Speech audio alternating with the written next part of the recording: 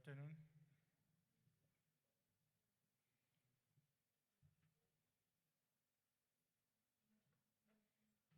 Can we officially start with our meeting? Good afternoon to honorable members. Good afternoon to the department led by HOD, Ms. Priscilla Masisi, who's at my far left. She can just raise her hand so that you see her. Good afternoon to Gauteng Film Commission led by the acting CEO, Ms. Kitumete Lebaka. She's also on my far left. Next to me, it's Honorable Kingsol Chabalala, who's the member of this committee. On my right is Member Bonisile Modise, who's also the Chair of Infrastructure and Property Development in Gauteng. My name is William, the surname is Macheke. I'm the chairperson of the Portfolio Committee for Sports, Arts and Culture in Gauteng. Today we are having a public meeting where we'll be dealing with 4 items. We'll be dealing with the APP of the department as well as their budget for 2021 to 2022. As well as their 4th quarterly report for 2020 and 2021. Then the GFC as well will be presenting their APP as well as their budget for 2021 and 2022. From there on, we are going to allow our stakeholders to make submissions and inputs with regard to the budget, precisely on the budget. The 4th quarter, the committee members will be dealing with engagement with regard to what the department will be presenting. But allow me also to welcome you, to also apologize as our stakeholders. I know that we were supposed to start at 10 o'clock, but we were delayed due to technical difficulties that we were faced with. Let me also welcome those that are joining us throughout Gauteng, through our Facebook channel as well as our YouTube channel, which you can also tune in if you want to see that we are live. But before we proceed, allow me to declare the Westonaria Banquet Hall as the precinct of the legislature according to Rule 56, Sub-Rule 1, read together with Rule 2, which then dictates that the Portfolio Committee, when they have an outside engagement, they need to declare the precinct of that particular meeting as a precinct of the legislature for the duration of that particular meeting. It therefore means stakeholders and staff from both GFC and the department is that the rules of the legislature are applicable from now on up until we finish our meeting. Therefore, you must adhere to the discipline that is adhered in the rules and orders of the legislature. Thanks, Honorable Modisa, for reminding me. So this precinct is now declared the precinct of the legislature. I'm quickly going to deal with apologies so that we don't really waste time. Whilst I'm doing that, can we please make sure that the department gets themselves ready to present, because of I have already wasted 2 hours of our time. In terms of apologies, we've got an apology from Honorable Letswalo, who's a member of our committee who's not well. Member Adams, who's got family bereavement. Member Ndlovu, who also have family commitments, as well as Member More, who's not feeling well. So those are the apologies from committee members. In terms of the MEC, as you know that the MEC is an MEC for a very busy department. Today, stakeholders, we are bearing one of our own, and Tatem Jokes, who is the founder member of the famous Kwaito group, Trompis. So the MEC is addressing that funeral. But immediately after the funeral finishes, the MEC will be joining us. So we'll be expecting her to come and join us. Let the soul of Tatem Jokes rest in peace. And we know that through Trompis and through many others, Kwaito will never die, as long as we still have those that are committed to that genre of Kwaito. They made us dance for a number of years. They really contributed towards us achieving this freedom that we have today. Therefore, honorable members, those are our apologies from the table, and I know that I've also submitted an apology of the MEC. We'll then move towards the presentations, but before we move to presentations, I want to make the following announcements. In terms of the translation channels, there are these things.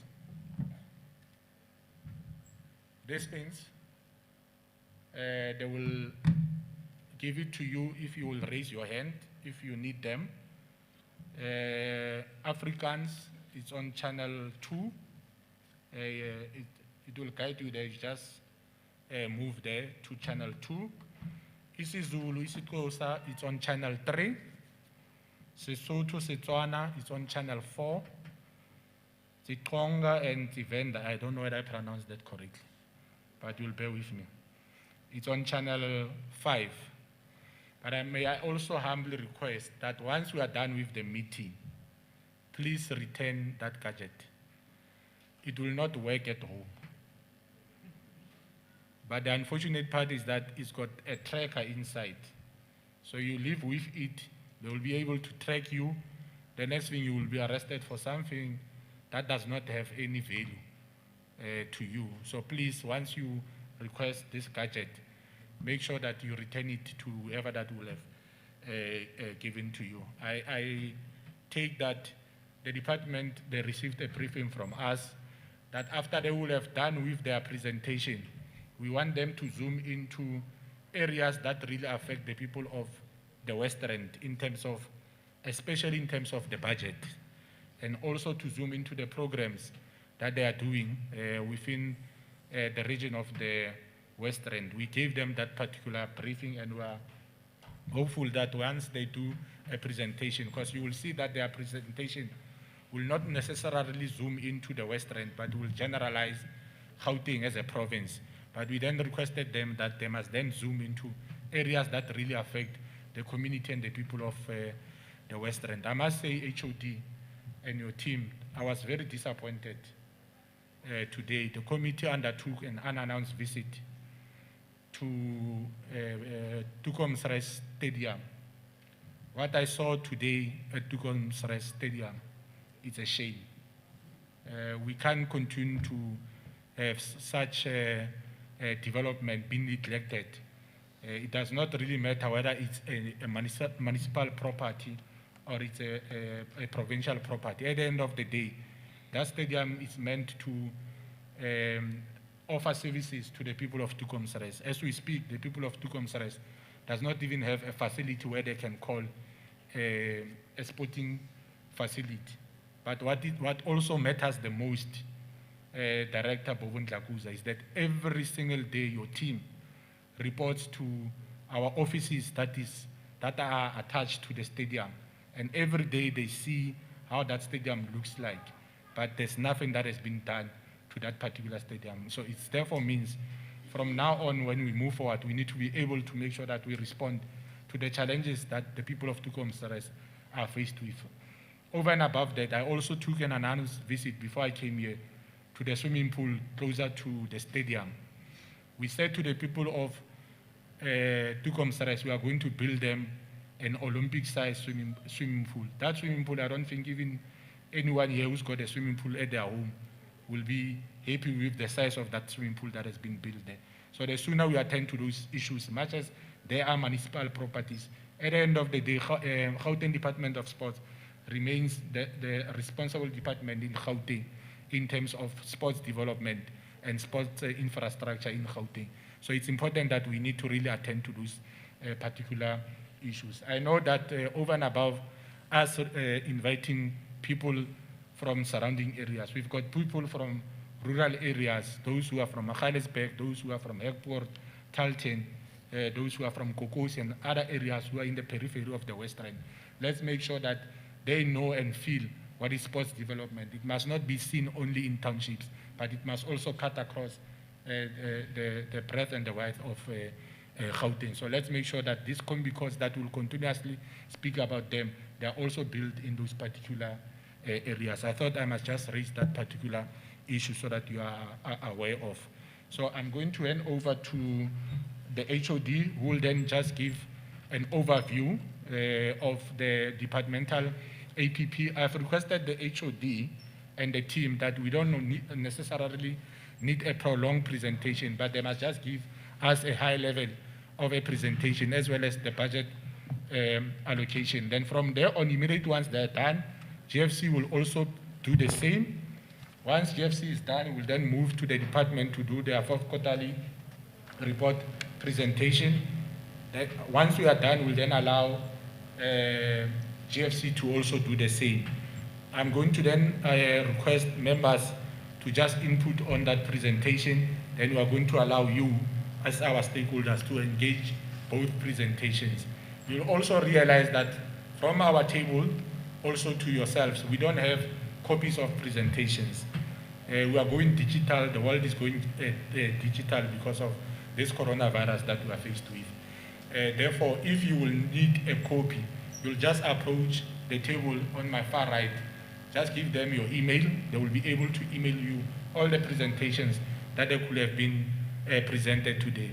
If you feel that you don't want to make an input or you are shy to make input in a full hall, you can just write your comment and then also hand over to the table on my far right and also to Lwandile, who's raising his hand, so that when we then deal with the report, we are able to incorporate your input into the report that we are going to table before the legislature sitting, so that we don't have a situation where all of us will want to speak and we have got a limited time in terms of engaging the reports. Thank you. HOD. Thank you, Chairperson. Is it working? Thank you, Chairperson. I just want to greet all members here, the communities, our portfolio committee, honorable members, and also colleagues from the department. We will just do a brief overview of the departmental APP in terms of our constitutional mandate. But after that, Chairperson, my team will also go through the programs to present program 2, 3, 4. We'll start with program 2 because of the 2, 3, and 4, because those are the core activities of the department. And thereafter, then our CFO will take us through program 1, including the finance, and also take us through the risk part of it. And now we'll finalize with the infrastructure projects that are aimed at the department and also in these areas. In terms of our constitutional mandate, Chairperson, the Houghton Department of Arts, Sports, Culture and Recreation is mandated, is drawn directly from the Constitution, Section 4, Section 4 and 5 of the Constitution of the Republic of South Africa. In 1996, the section described the functional areas of exclusive provincial legislative competencies. Part A lists the following as provincial competencies, which are archives other than national archives, libraries other than national libraries, museums other than our national museums, and provincial cultural matters, provincial recreation and amenities, and provincial sports. Part B of the same schedule lists the competencies in which Department of Sports, Arts, Culture and Recreation has a role in supporting and monitoring local government. And that is amusement facilities, local amenities, and local sports facilities, markets, municipalities, and recreation facilities. Our strategic focus, I won't go in details into our vision and mission. I guess all colleagues are aware of that and members of the community. But also in terms of our APP, most of our targets are focused on the cultural and sporting activities. For the 2021-22 overall annual targets, we've got 14 targets that are aimed at the administration.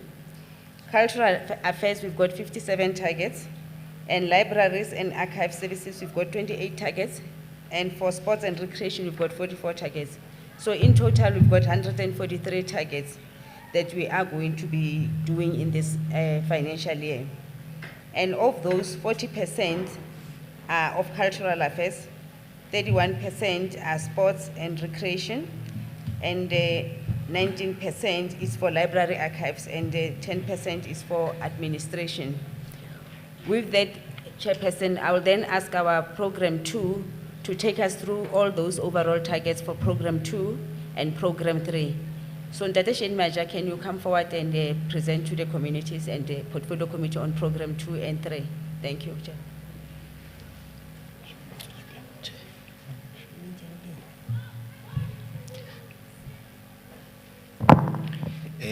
Good morning, good afternoon, Chairperson, HOD, the CEO of GFC, honorable members.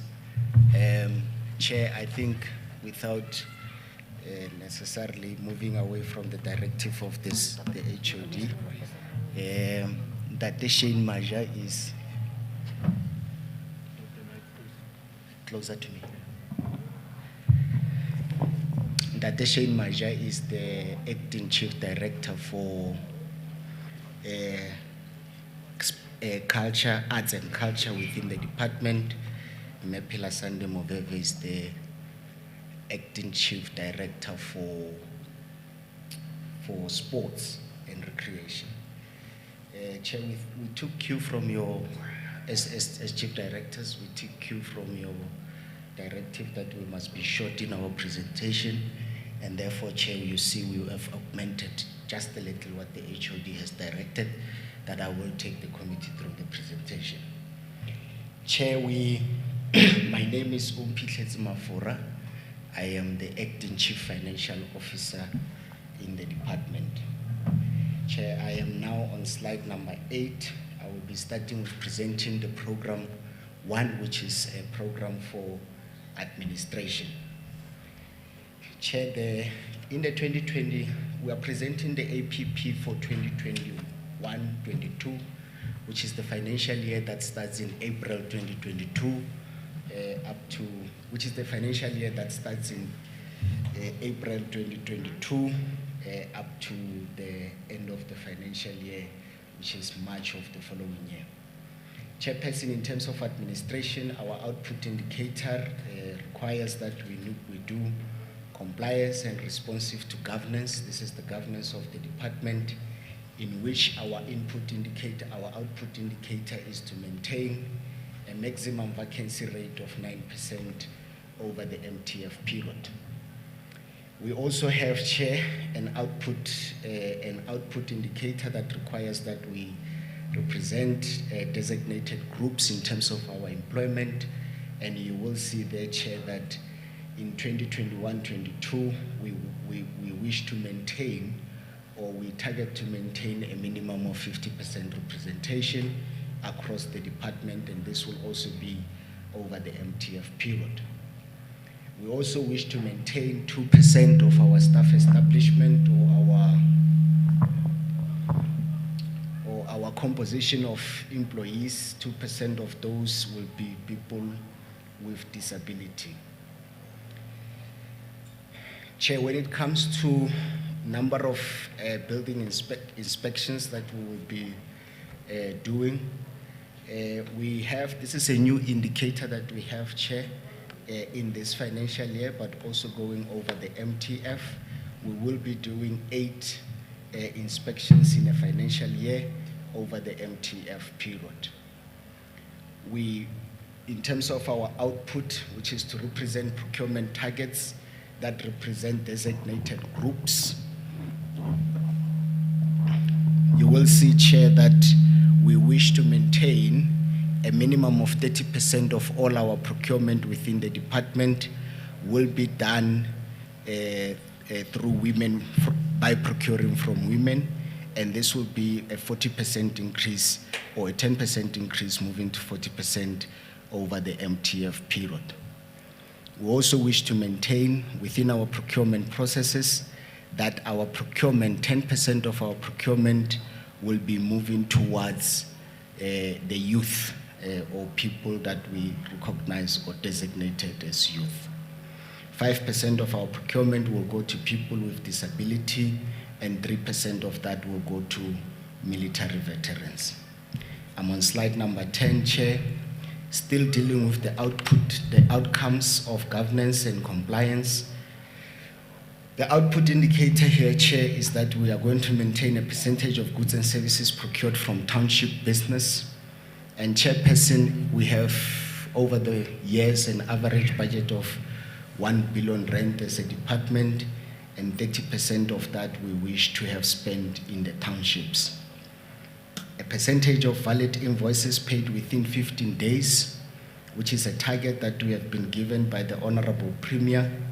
We wish to ensure that all our invoices are paid within 100, all of them, 100% of our invoices are paid within 15 days. The number of GFC quarterly performance reports, we wish to make sure that every quarter, which is all quarters, 4 quarters in a year, we will play an oversight on our GFC. Chair, still under governance, and the output indicator that relates to ICT, modernization of our ICT services. The number of quarterly reports indicating the minimum of 85% in terms of our achievement, in terms of our ICT dialogue. And Chair, this is the percentage that we wish to maintain over the MTF period.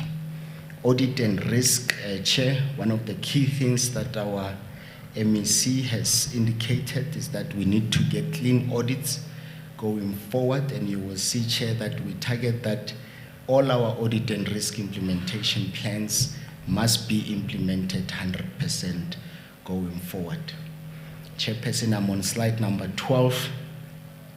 Now, slide number 12, Chair, speaks to output indicators that I have spoken to, and this just gives you a summarized version of what is our quarterly targets in each of the programs that I have spoken to. The next slide, which is slide number 13, Chair, it does the same. It breaks it down into quarters. Just as an example, Chair, you will see that for the number of GFC quarterly performance reports, we have said in the previous slides that we will maintain 4, and you can see we break it down as 1 for every quarter. Chair, if you allow me, I will move to program 2, which is cultural affairs. And the outcome there, Chair, is a diversified, socially cohesive society with a common national identity. And one of the outputs there is the non-fee paying schools participating in arts and culture in the new program called Wednesday Programs. This is a new indicator, Chair. And in the year that we are speaking to, Chair, we are targeting 229 schools, increasing to 330 over the MTF period. Number of non-fee paying schools participating in war cry programs. Again, Chair, this program is a new indicator. You will see there was no base in the previous financial year, baseline in the previous financial years. We are intending to introduce the program in the 2021 year, starting with 5 and going up by 10 into the MTF period.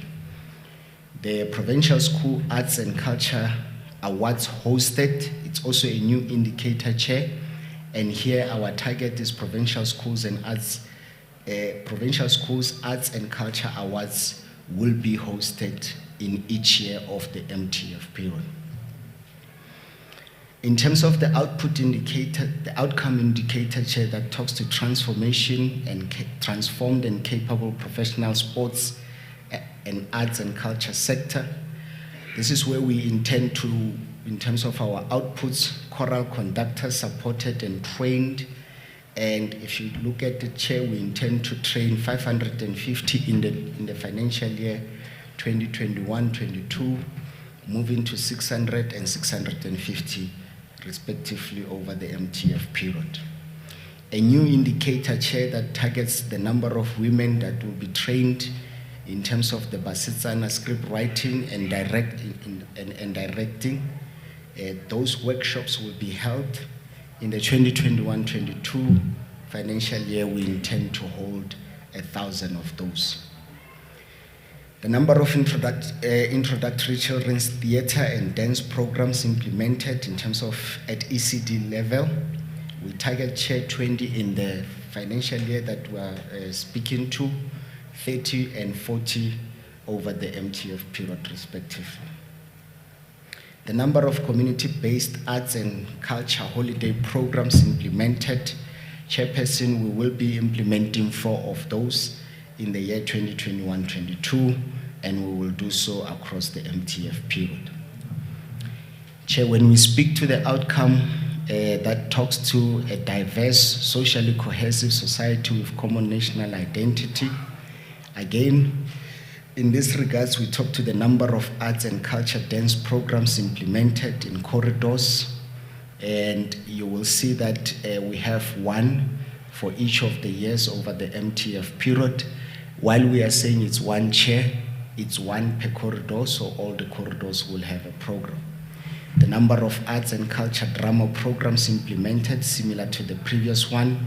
This is also continues to talk to the number of arts and culture music programs that will also be implemented in each of our corridors. We continue, Chair, with the outcome that talks to the society with a common national identity.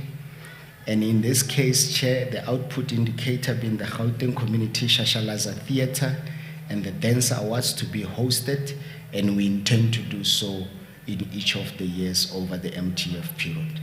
A new indicator that talks to the Gospel Awards, Chair. That new indicator as well, we will be hosting the Gospel Awards in each of the financial years, starting in the year 2021-22. The Gauteng Heritage Carnival hosted, you will see, Chair, that in this financial year, together with the following financial year, this will not be hosted. Largely, this will be as a result of the current pandemic that we're dealing with, but going into the MTF period, and hopefully by that time, Chair, we will all be inoculated and we can have the carnival. Chairperson, the outcome, increased market share of and job opportunities created in sports and culture and also creative industries. Our target here is the number of job opportunities created through the carnival. As I've already alluded to, Chair, in this financial year and the next financial year we will not have, but we will have in the outer years of the MTF, and we are targeting over 3,000 job opportunities to be created. The number of schools implementing carnival arts, the carnival arts and culture programs, the similar approach applies here, Chair. Over the MTF period in the outer financial years, 110 of these will be implemented. We will also do the same for LSAN schools, for learners with special needs and special requirements, and this will be about 8 outside of the financial year which we are talking to, Chair. Chair, when it comes to the outcome indicator that talks to transformation and transformed, capable and professional sports and arts and culture sector, we are targeting to the number of emerging DJs to be supported to participate in the Provincial Battle for DJ programs, 250 over the MTF program, over the MTF period, and this is, this, Chair, is a new indicator. Number of ECD classes in primary schools imaged into arts classrooms. We are targeting 5, Chair, and we will do so over the MTF period. We also, Chair, have a program that is done in the honor of our late Andrew Makanya, which relates to the street echoes, and we call it the Andrew Makaya Street Echoes. We will support and train this, and it's a new indicator. You will see, Chair, in the period that we're talking to, it will be 50, and it will continue to do so over the MTF period. We talked to the number of arts and culture programs implemented in correctional centers, Chair. Again, one of the new indicators. This is as part of our programs to try and help the Department of Correctional Services with rehabilitation. And you will see in the year that we're talking to, Chair, we are not targeting any programs in this regard, but we will do so in the 2022, 2023, 24 financial years, and it will be 9 programs. Number of job opportunities created through arts and culture. This is a sector indicator. It is a new indicator, Chair. In the financial year that we are talking to, we will be doing 1,000, increasing by 500 over the MTF period. The number, Chair, of arts and culture organization financially supported. This target has reduced from the baseline of 16 this financial year to 30 in the 2021-22. And we will maintain that over the MTF period. The number of sports and recreation organization financially supported, it's similar to the arts and culture, which is 30 over the MTF period. Chair, I'm on slide number 22. The number of creatives supported on the product development, we are targeting 200 over the MTF period. The number of practitioners benefiting from capacity building opportunities. This is a sector indicator, and we are targeting 300, increasing by 50 in the next financial year and 100 in the following financial year. The number of emerging fashion designers trained through the mentorship programs, Chair. This is an indicator, Chair, where we are targeting 500 over the MTF period. It will increase by 100 and 200 accordingly. The number of libraries implementing virtual arts holiday programs. These programs will be run in each of the libraries, and Chair, it will be 15 in the financial year that we are speaking to, and it will run accordingly and increase over the MTF period. Still on the transformed, capable and professional sports, arts and culture sector, Chair, the number of emerging visual artists developed through a mentorship program, 500, increasing over the MTF period. The number of visual arts projects implemented in the public spaces, we will do 10, and we will maintain the 10 over the MTF period. The number of arts and culture events financially supported, this will be 14, Chair, and that 14 will be carried through into the other outer years. Still on the same outcome indicator, Chair, the output indicator, the number of cultural and creative industries academics supported, we're targeting to support 2, Chair. The number of artists supported to access digital music platform, we are targeting 50 in the financial year, increasing by 50 over the MTF period. The number of Puisano live music showcase hosted, Chair, we are targeting 8 in the financial year 2021-22, and this will be carried through the MTF period. The number of poetry sessions hosted, we are targeting 5, and that will also equally go through over the MTF period. The number of comedy sessions hosted, Chair, this is in an effort to have an outcome that increases the market share of job opportunities created in sports, culture, and creative industries. We will have 5 over the MTF period. The number of market access initiative implemented, we will have 20 over the MTF period. The number of creatives supported through a virtual fashion and art galleries, we will do 10, Chair, and it will increase by 5 over the MTF period. This is a new indicator that also indicates that we are moving into the 4IR as a new program in the department. Number of virtual arts exhibitions implemented, 20 over the MTF period. The number of graphic designers supported, 3 in the financial year. The number of culture and creative industries career exhibition hosted, 5 over the MTF period.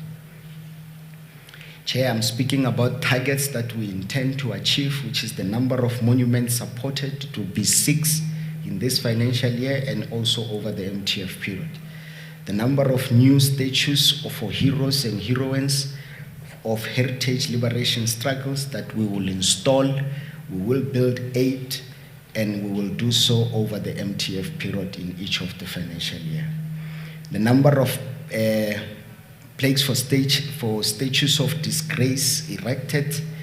Chair, this is a new indicator that talks to already existing statues that most of those statues represent the oppressive system of the past, and we intend to erect the statues of disgrace. We will do so about 8 in this financial year and 12 over the MTF period. A new indicator that talks to content research on the history of soccer in Gauteng. This also, Chair, will be a production. We will do a content research on the history of soccer in Gauteng in this financial year, and over the years these exhibitions will be carried through the museums or the soccer museums. Chair, if we speak to the slide number 28, which talks to the number of heritage sites researched, we intend to do 25. The same heritage sites professionally declared or provincially declared will be 25 equally so. The number of provincial resistance and liberation heritage root sites identified, we will identify 5 over the MTF period. And we've got a new indicator that talks to the number of economically viable heritage routes supported. We will do 5, and we will do so over the MTF period. The number of geographical names recommended for renaming, we're targeting 12 in the financial year that we're speaking to, and it will also be done over the MTF period, Chair. A sector indicator that talks to the number of national and heritage days celebrated. We intend to celebrate 6 in each of the years. The number of significance days commemorated, we also intend to do 6 over the financial years. The number of heroes and heroines honored, we intend to honor 5 in each of the financial years. The number of unsung heroes and heroines of liberation struggles identified, we intend to identify 450, and it will increase over the MTF period. The number of oral history projects undertaken, it's a sector indicator. We will start at 10 and increase by 10 over the MTF period. Chair, when we talk about the number of community outreach programs, it's a sector indicator in museums conducted. We will do 12 over the MTF period. Another sector indicator that talks to the number of promotional interventions on the national symbols and orders conducted, it will be 50, increasing by 5 over the MTF period. The number of job opportunities created through heritage programs, 3,500 in the financial year we are talking to, Chair. The number of multilingualism and awareness campaign conducted, we're talking to 15, Chair, over the MTF period. The number of documents translated, we will also translate 5 documents, increasing by 1 and maintaining that over the MTF period. The number of language coordinating structures supported, it's a sector indicator. We will maintain 1, Chair, over the MTF period. Honorable members, the number of community conversations and dialogue held to foster social cohesion interaction, we will do 20, and we will maintain this over the MTF period. Chairperson, the number of provincial social cohesion summit hosted, we will do 1, and you will see, Chair, that this is a program that we will only do in 2022-23. Chair, this is a summary of the programs that I have spoken to, and it depicts them over the quarter. I will pass the slides, Chair, with your permission, and go into program 3, library and archival services. Chair, the outcome in terms of library and archival services, we talk about the transformed, capable and professional sports, arts and culture sector. The outcome, the output indicator, Chair, is the number of municipalities financially supported for library services. We intend to do 9, Chair. It's a sector, it's a non-cumulative indicator. We intend to do 9 over the MTF period. The number of modular libraries supported financially per year, this is a sector indicator, it's a new indicator. We will do 3 and we will do so over the MTF period.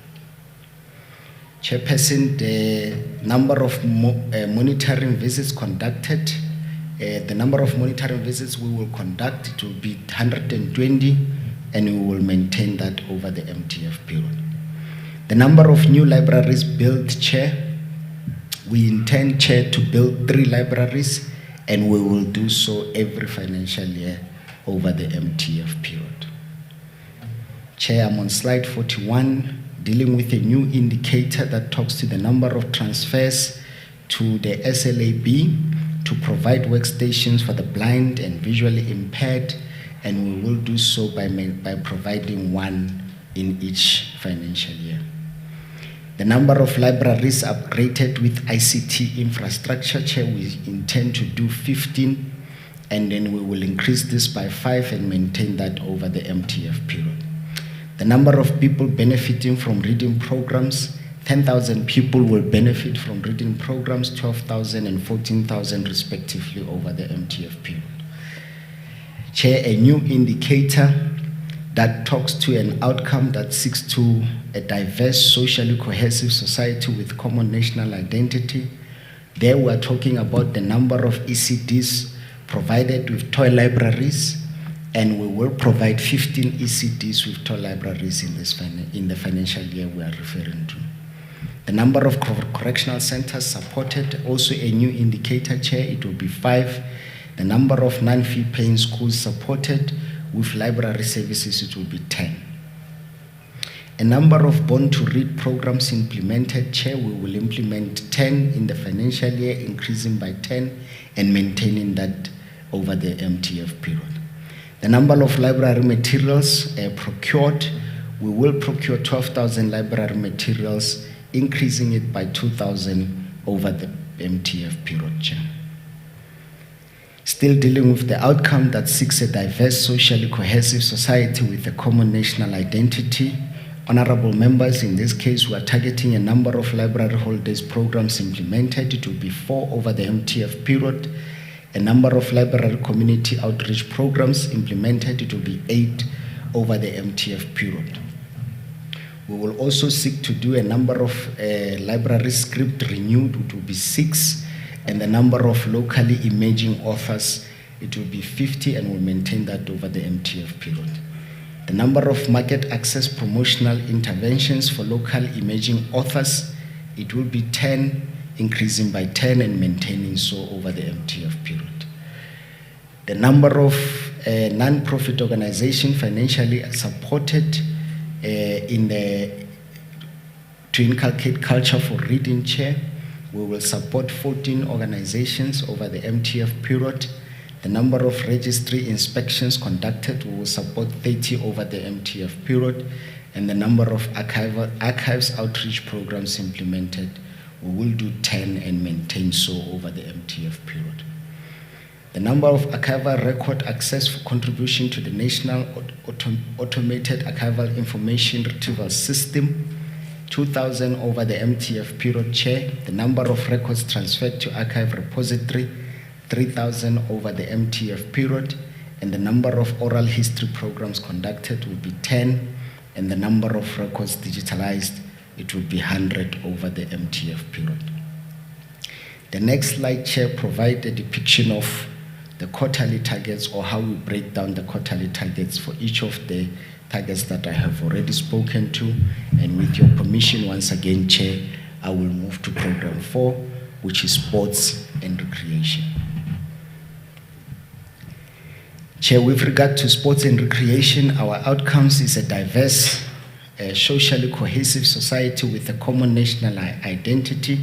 In this case, Chair, we're talking about local league supported, and the number of local league supported will be 40 in the financial year 2021-22, 45 and 50 over the MTF period. The number of people trained to deliver club development, Chair, this talks to the transformed, capable and professional sports and arts and culture sector. We will train 300, Chair, increasing by 50 over the MTF period. Continuing with the same outcome, Chair, the number of clubs provided with equipment and attire as per the established norms and standard, it's a sector indicator. We will maintain 180, increasing by 10 over the MTF period. The number of athletes supported to participate in tournaments, it's a new sector, it's a new indicator, Chair, and we will support 5, increasing by 5 and maintaining that over the MTF period. Chair, I'm on slide 51, still dealing with the outcome that talks to a transformed, capable and professional sports and arts culture sector. The output indicator being the number of clubs developed, coordinators remunerated. It's a new indicator, Chair, and we will remunerate 12. The number of sports and recreation projects implemented in the projects in the Provincial Sports Confederation, which is a sector indicator, we will maintain 5 over the MTF period. The number of athletes supported by sports academies, it's a sector indicator. We will, Chair, support 60, increasing it by 50 and maintaining it over the MTF period. The number of people trained to deliver sports academy programs in the sector, this is a sector indicator, Chair.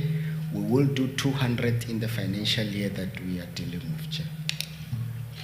Still, Chair, talking to the outcomes of transformed and capable and professional arts and culture sector.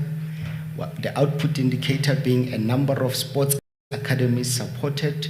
We will do 6 over the MTF period.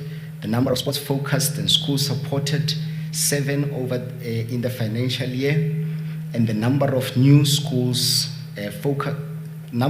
sports focused schools in previously disadvantaged communities supported. This is a new indicator, Chair. It will be 2 over the MTF period.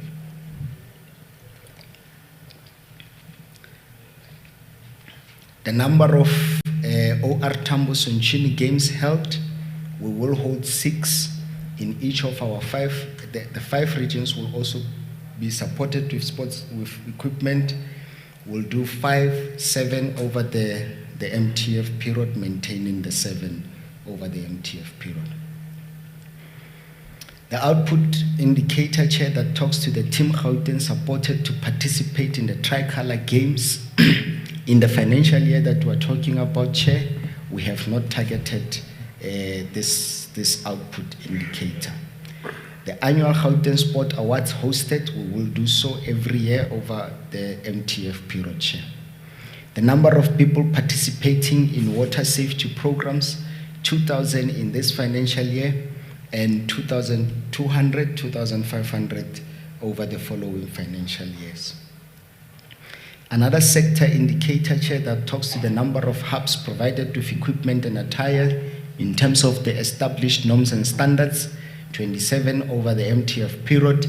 The number of people actively participating in organized sports and activity recreation programs and events, 163,000 people that we are targeting, Chair, over the MTF period. It will increase by 1,000. The number of people trained in the hubs to deliver community sports Yadlala in the mass participation programs, 130, Chair, increasing by 10 over the MTF period. Chair, I'm on slide 55. The number of indigenous games, clubs or structures supported per code, it's a sector indicator, we will do 6. A new indicator, Chair, that talks to an outcome that seeks to increase the market share and the job opportunities created through the sport activities and creative industries as well. We will do 10 over the MTF period, Chair. The number of learners participating at national youth camps, We will have 200 every year per camp. The number of sport bras provided at sports for social change campaigns, we will do 1,500 over the MTF period, Chair. Chair, we are talking to the outcome indicator that talks to a diverse, socially cohesive society with a common national identity. In this case, the number of holiday programs in sports and recreation implemented, we will maintain 4 of those programs over the MTF period. The number of community games supported with equipment and attire, we will maintain 5. The number of premier social cohesion games hosted, it will be 1 over the MTF period. And the number of transfers to the Houghton Sports Confederation for activating recreation events and programs, we will do so every year, Chair. The number of provincial programs, the Hanyane program and the healthy lifestyle implemented, it's a sector indicator, Chair. It's a new indicator. We will do 50, increasing by 10 and maintaining it over the MTF period. The outputs, that is CASI gyms that we need to support with equipment, Chair. The number of CASI gyms that we will support with equipment, it will be 20. It's a new indicator as part of revitalizing the economy of our townships. The number of outdoor gyms develops, Chair, is also a new indicator where we are trying to revitalize the economy, especially in our local areas. We will support 5. The number of job opportunities created in sports and recreation through EPWP, it will be 130, increasing by 10 over the MTF period, Chair. Chair, the number of EPWP beneficiaries supported with tools of trade and marketing, again, it follows the same as the employment. It will be 130, increasing by 10 over the MTF period. The number of sports and recreation facilities, Chair, it's a new indicator, and we will support 10, increasing by 5 and maintaining the 15 over the MTF period. The number of centers supported with recreation programs, it's a non-cumulative indicator, Chair, and we will have 80 over the MTF period. Chair, when we talk to the outcomes of increased market share and job opportunities in the sports, culture, and creative industries, we talk about the output indicator that talks to the number of sports events financially supported. We will support 12 sports events financially over the MTF period. The annual Mandela Remembrance Walk, this is a signature program, and it will be maintained over the MTF period. Chair, when we talk about the Houghton Soccer Museum developed, Chair, with regard to the Houghton Soccer Museums, there are a number of activities that we need to do or to achieve over the MTF period in order for us to arrive at this goal. But in the financial year that we're talking about, we're targeting to conclude the feasibility study on the development of the Soccer Museum in this financial year.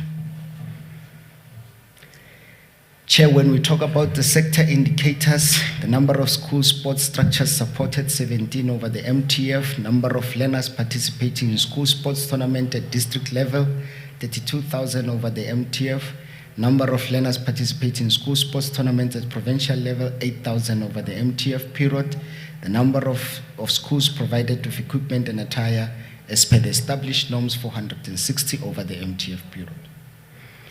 Other sector indicators include the number of learners supported to participate in the National School Sports Championships, 778, maintaining it over the MTF period. The number of schools coordinators remunerated, 53 of them over the MTF period.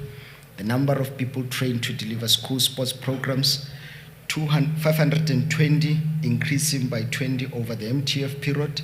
The number of non-fee paying schools participating in the Wednesday League, we've spoken to 381 in this financial year, 410 and 480 as the years follow. Chair, this is the summary of the targets that I've just spoken to. It depicts them in terms of the quarterly targets what we intend to achieve in the quarters in order to reach the annual targets that we have shared for ourselves. Chair, that brings me to the end of the programs. Chair, if with your permission, I will continue to speak to the resource considerations, or what we call the budget for the department. Chair, in terms of equitable share, in the 2021-22 financial year, we have 793 million rand in our budget. In terms of conditional grants, Chair, we have 273.3 million rand in the financial year. Community library service grant, it's about 167.9 million rand. Mass participation, these are the conditional grants. Mass participation and sports development, 102 million rand is allocated for that program. The EPW program that I've spoken to, Chair, we've got 1.9 million rand that we need to use for that, and also the one for the sector. This is the expanded public works program, 1.9 million rand, and the social sector one, it's 1.4 million rand that is allocated for that program. If I can talk, Chair, to the revenue, or what will be the revenue in the financial years. In the financial year that we're speaking to, Chair, to 2021-22, from sales of goods and services other than capital assets, you will see it's 331,000 rands. We also wish to collect 18,000 rand in terms of our interest. Transactions of financial assets, Chair, 28,000 rands, giving you 20,000 rand, giving you a total of 354,000. You will see, Chair, that we are not a department that generates income, hence our departmental receipts are that small. Chair, if I was to talk to the total estimated budget per program in the department in the financial year 2021-22, at an administrative level, which is program 1, 165.8 million rand has been allocated. Program 2, which talks to cultural affairs, 233.2 million rand or 0.3 million rand has been allocated. Library and archival services, 320 million rand has been allocated. In terms of program 4, sports and recreation, we are talking 347.2 million rand, giving us a total budget, Chair, of just over 1 billion rand. Chair, this is the economic classification. I will not necessarily go through all of them. Don't go there. Okay. Yeah, don't go there. Are you done? Yeah. I'm done, Chair. I was going to talk to the Houghton Film Commission, but yeah. Okay, no, don't go there. Thank you so much, Acting CFO, for a detailed presentation. Make it to meet. I hope you and your team are not going to subject us to what the Acting CFO would have done. I allowed him because he was dealing with the main programs of the department. Hence, it was important that I allow him to go into detail in terms of the APP. But I'm not expecting GFC to also do the same, to really go into detail in terms of each and every line item in terms of their planning. And I'm also hopeful that in the fourth quarter, you are not going to do the same. I know that our stakeholders have been here for some time, and they also want to engage with your presentation. We also need to engage with your presentation, because there are areas that we will have picked up that really needs an engagement from our side in front of our stakeholders, so that they are aware that when they send us to the legislature, they don't send us to the legislature to drink coffee and have lunch, but to really deal with issues that affect service delivery in terms of their respective constituencies.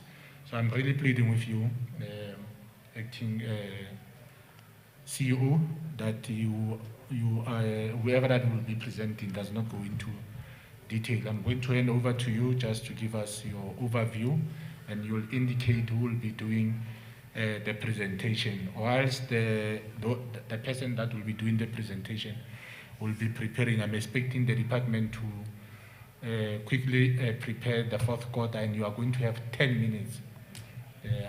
Accredited school, le batho ba Z88 or ke Z 83. Ke hopotse sethunya sa bones le tla intshware. Le batho ba Z83 so le tswa sekolong, so you know how to really go into a presentation and give us a synopsis of that presentation. Ha re batlo e holololo. Rona re ba le ba matsogo, ro tswa ka matsogo. So ra understand gore le lona le tla kgona gore le re fe a synopsis of that presentation. So 10 minutes for fourth quarter for both you, department and GFC. Acting CEO. Thank you very much, Chairperson. Good afternoon to all the portfolio committee members and all the communities that are here today. We will be taking you through our presentations.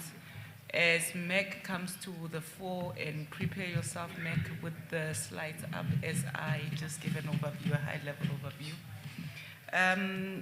Colleagues, the GFC will therefore be presenting our APP at a very high level. Key to note is that as the GFC, we are an NPC of the Department of the Provincial Department of Sports, Arts, Culture. And our budget is therefore derived from the department budget. So unlike the department, we really do not have a very hefty budget. Our total budget for the current financial year is roughly sitting about 38 million, which is a cut from the previous financial year due to the various governmental cuts that have taken place in this current financial year. The budget and the APP that will be presented will really give a highlight of an overview of the APP targets for the year that we have already started and that we have started planning for as the GFC, together with the budget, and lastly, giving an overview of the presentation that has been made. In brief, is to indicate that as the GFC, really our mandate is to ensure that there is a very vibrant audiovisual industry that does create jobs that contribute to the economy. It is our mandate to ensure that there is economic transformation, job creation, social cohesion, and national building. In the implementation of our programs, we work very close with the department in order for collaboration. So our core business is in various areas, your film, development, production, grants that we provide throughout the year in the various quarters through what we would call our various windows that we do open. With that said, Meg, if you can really take us through the high-level presentation, the chairperson has really expressed how this should be done, and if we can accordingly take it in that manner. Thank you very much. Thank you, Acting CEO, Chairperson, members of the committee, Dumelang Bagaiso.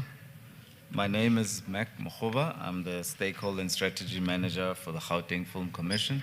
And I'll just ask the team to just project the presentation, starting on page 20 with the performance information, so that we can just get into the core business and the outputs.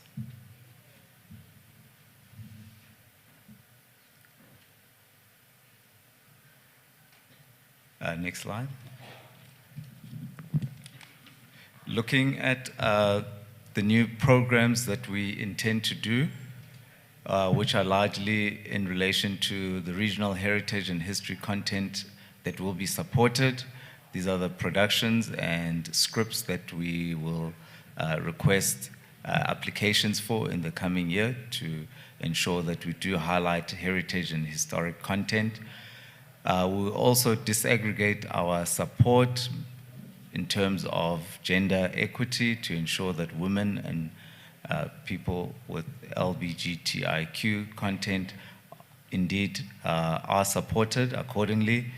And we have 2 training programs which relate to bursaries as well as graduates with the MIC, in partnership with MICT-CETA. We will give details of these as we move into the programs. Next slide. Moving into, there are 6 outcomes as part of our 5-year strategic plan, which we will unpack in the following slides.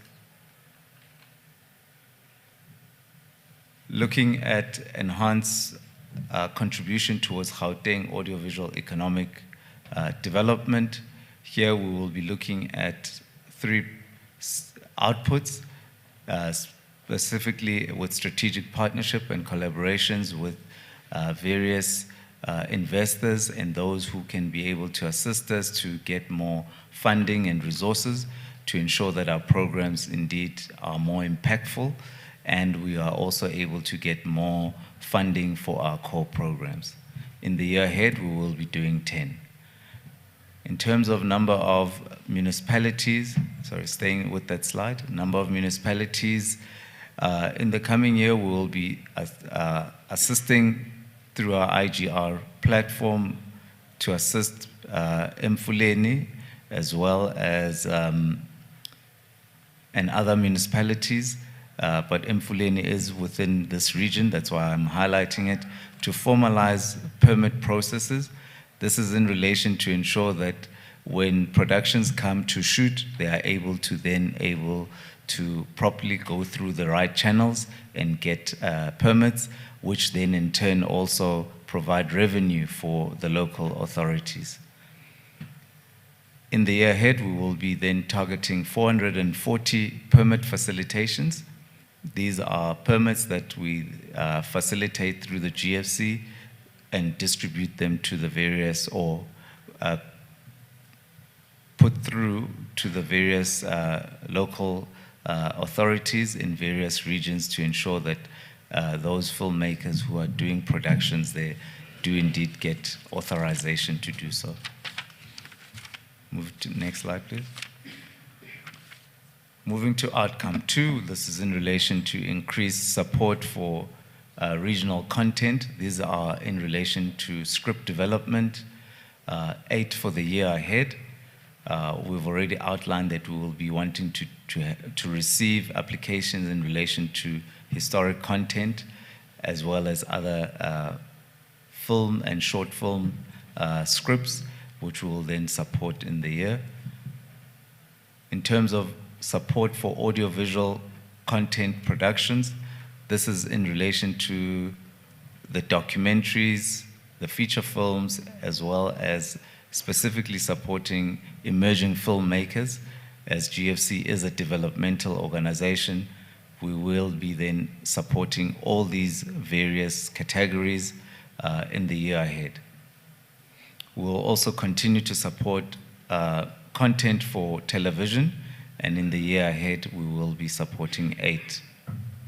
And currently, just for the committee as well as our stakeholders to note that we have a call that is out, that is online on our website, on our various social media platforms, and we'll encourage our audience to communicate that with their respective filmmakers to say that, or content creators, to apply, which is closing next week on the 1st of June.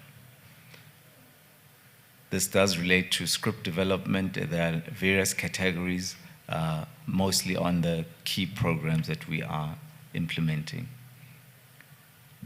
If we can move to the next slide. In terms of support, still continuing with support for audiovisual content, these are in relation to number of jobs that will be created through the projects that we are supporting. In the year ahead, we will be supporting 800 jobs that need to be created from the productions and projects that we support. We have outlined the number of heritage and content and historic content that will be supported, it's 2 for the year ahead. This is a new target, and indeed we do hope we'll get applications and compelling stories that we can then translate into film and documentaries. Moving to outcome 3, which relates to market penetration and content distribution. For the year ahead, we will be supporting digital content streaming platforms, 8 for the year ahead. And we will also continue to support awards, and you will notice that we are now only supporting 2 for the year ahead because we do want to support more bigger awards and also still working with the department support the Ishashalazi awards that have also been outlined. In terms of the number of provincial signature festivals, programs that we support, this is also a new target where we do want to support major events and to ensure that we bring bigger festivals as to ensure that Gauteng is the home of the creative industry. Then moving to support number of productions assisted with distribution and marketing, this 5 for the year ahead. Moving to, still with outcome 3, number of audience development initiatives to highlight for the, meeting is that these are screenings. When we talk of audience development initiatives, we are largely talking about film screenings that take place, festivals, and as well as online festivals that we have also started to support for the year ahead, 18, and we anticipate that on average we will then be able to support 18,000 for the year ahead. This includes the number of people who will be viewing the content through the festivals. Moving to outcome 4, which in relation to training and skills development and mentorship program and enterprise development. GFC wants to promote film as a career and also various master classes and workshops. Therefore, we have output for a number of non-accredited training programs supported. There will be 10 for the year, and we anticipate having over 400 trained individuals who will be attending those courses. We have also outlined the number of graduate interns supported for the year. There will be 30, and already the applications have gone out and are closed, and we did anticipate to have at least 5 or 6 applicants from each region. Therefore, from the Sidibeng region, we're anticipating to have 5 applicants that we would support for this program. Next slide. Moving to number of accredited programs. These are our official training programs where people will be provided with accredited training and obtain certificates. Here we will be having 5 for the year ahead, and we anticipate having 170 participants who will then benefit from this. In terms of number of women and LGBTIQ content creators that we will support, this is a partnership with the Basetsane program that the department will be running, where we do also recruit we recruit various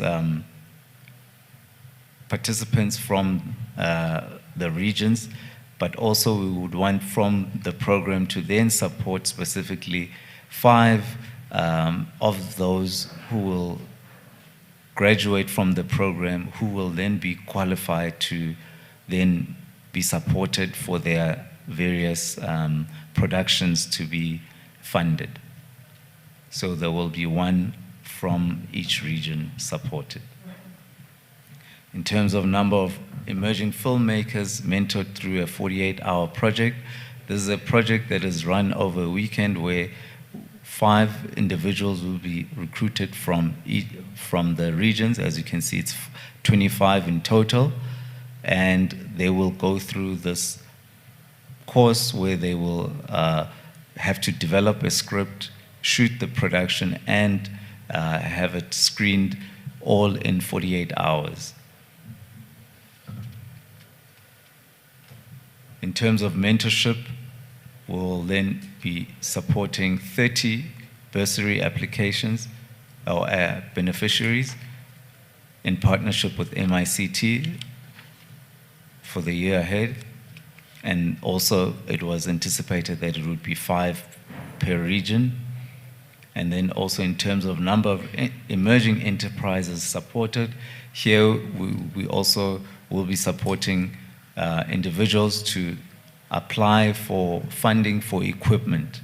So where filmmakers require cameras, printers, and so forth, this is the target that we are talking about. The call is also out for that, so we encourage filmmakers to apply. And then lastly, moving to outcome 5. Before we move to that, there's the Audiovisual Resource Center to be established in monuments and libraries. We're indeed working with the department to ensure that we do establish 4 in the year ahead. And with our visits through to Rastafari and Buipatong, we're indeed confident that we will be able to establish these audiovisual facilities within those libraries, and also to ensure that the post-production facilities which have been established in monuments within the West Rand, we have established one within Kagiso and Monument, and we anticipate it will be operational and you will be able to access it in due course. Moving to the next slide. This relates to our support and operational targets, which is to have a centralized research facility. This is where we will be having an annual audiovisual industry report produced, as well as a feasibility report relating to infrastructure that needs to be developed for the audiovisual, and a benchmarking and analysis study. Then lastly, moving towards the last ones are in relation to our programs as indicated to ensure that we track our core program expenditure versus our operational expenditure, as well as to ensure that we do have a clean audit, an unqualified audit. Move on. And to also have to implement our ICT strategy, whereby we'll ensure that we have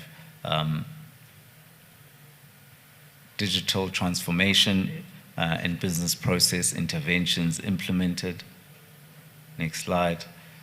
And lastly, to have, in relation to human capital and employee, to receive necessary training within the GFC, and to ensure that we do promote good governance by implementing King 4 governance and leadership principles. And there we do anticipate to have 100% achievement and compliance. Thank you, Chair. I'll stop there without going into the financials as well. Can we get high-level presentation on the financials? Thank you very much, Chairperson. The department's CFO will be then taking us through. Meg, if you can just put out the slide. It's actually just one slide, Chairperson, so it will go very fast.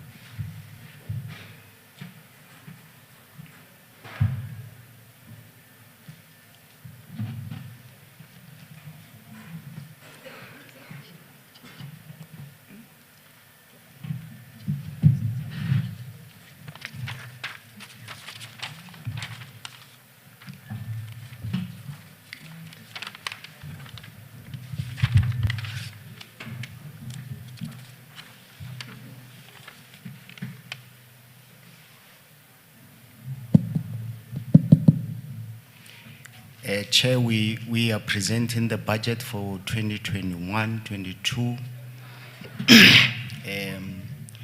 In terms of the program as it relates to industry support and development, 12.2 million rand has been budgeted for that in the financial year that relates to.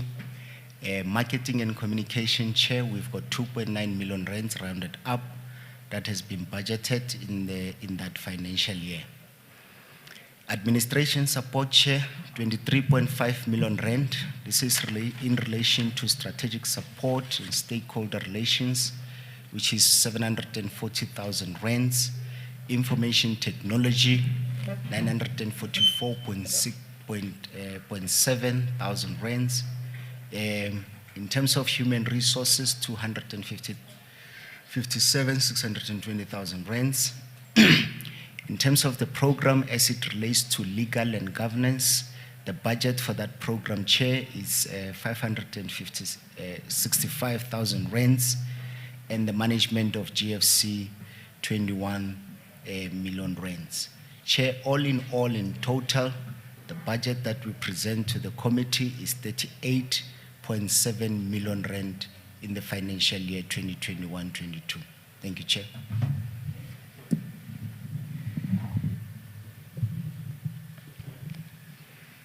First, acting CFO, can we get the fourth quarter?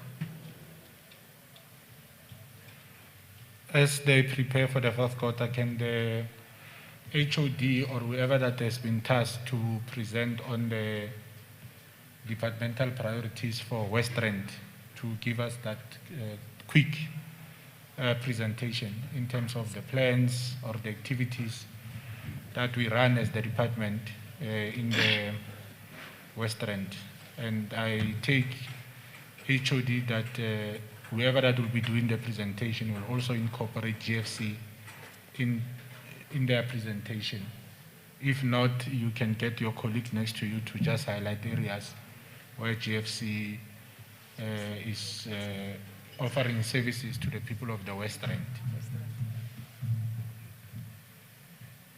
So that we then have only one presenter instead of a number of presenters.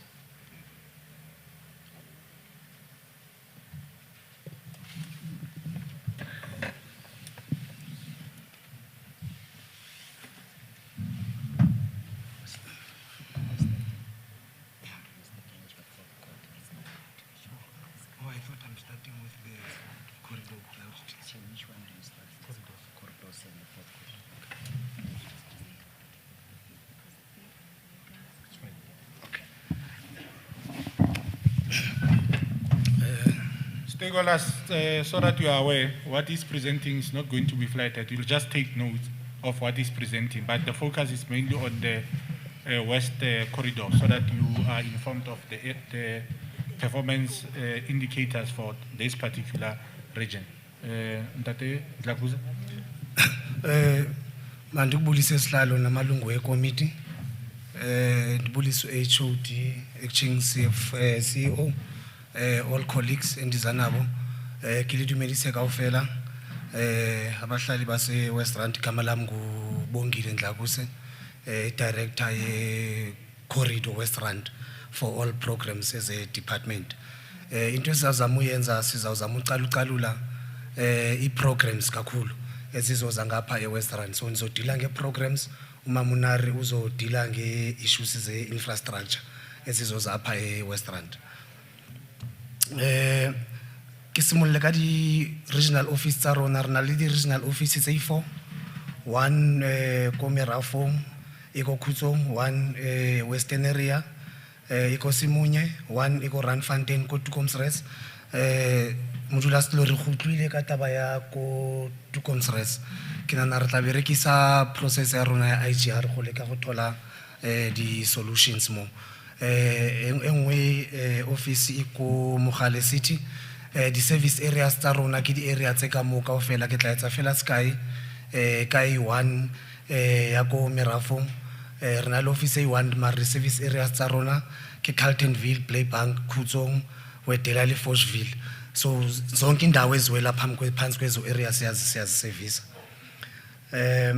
ndiye straight kwi-programs ndiqale cultural affairs kukho i-program yebasetsana bese kuthethiwe ngayo ke ela ya go ruta script writing le directing for batho ba bomme e etsagala from kota ya pele go ya bofelo i-budget yakhona i-600,000 and then kubekho ibukamuso apho ku-introduce khona abantwana base-crèche kwi-issues ze-theatre ne-dance i-budget yakhona for West Rand i-600,000 bekuthethiwe ngemakhaya street echoes kukho abantu badlula ezirobotini abanye bahlala ezikhoneni bayaperforma abantu abazoqokelelwa babe neprogram apha eWest Rand i-budget yakhona is 400,000 kukho i-holiday program yethu sizama ukuthi qho nge-holidays siqokelele ulutsha nabantwana abancinci sibe neprogram abazenzayo yenzakazo i-holiday izoyi-4 i-budget yakhona yi-800,000 kwicala le-cultural affairs kubekho i-dance program yahlukahluka kukho i-workshop kukho i-competition apha eWest Rand is 350,000 ndidlule ndiye kwi-theatre programs i-theatre programs kulapho kuzama ukuthi i-artist ziphuhliswe gore bafiwe maele di-skills dilo tse di yalo le di-programa budget ya teng ke 350 music program clap and tap amongst others Tatamia yalo i-budget yakhona i-340,000 kukho amalanga la siwacelebrateayo Mandela Day, Reconciliation Day as West Rand nathi sinikiwe isixa sizasebenzisa apho sine 20 for Mandela Day kwicala le arts and culture and then kukho i-200,000 ye-Reconciliation Day. Le Reconciliation Day is for i-province yonke so i-decision izakwenziwa uba kakuhle sizoya kuyiphinda for i-Reconciliation Day. La program yo-support i-DJs ezintsha kuzawuba i-competition nayo izoqhubeka apha eWest Rand i-Wednesday Leagues kuyiwa ezikolweni sizama ukuthi abantwana bezikolo baparticipate kwezi program so sizobalandelela ezikolweni kuzoba kwi-Wednesday League both for sports and recreation, arts and culture kwi-library and archive services ndiye kweze library gona le born to read ke mo go rutiwang gore bana ba be le kgatlego ya go bala gona le holiday program le ya library specifically berekelang ko di-library reading program ina le body debate yalo gona le program e re etsang le correctional services mgcinisilalo nayo izoba khona apha eWest Rand sine correctional facility ezimbini eyi-1 iKrugersdorp prison eyi-1 youth eyasebusasa eye-juvenile so i-program zethu zizosebenzela kwezo ndawo zimbini xa ndizawudlulela kwi-sports ndingalibelanga ndi-acknowledge nje uba ndibonile i-leadership ye-culture forum ndinibulisile bendinibonile ingathi kade andinohoyanga siye kwi-sports and recreation kubokho i-support yama-leagues different leagues yenzakalayo xa sibasupporta nge-transport equipment and attire into ezinjalo ibudget yakhona is 1.2 so it's different leagues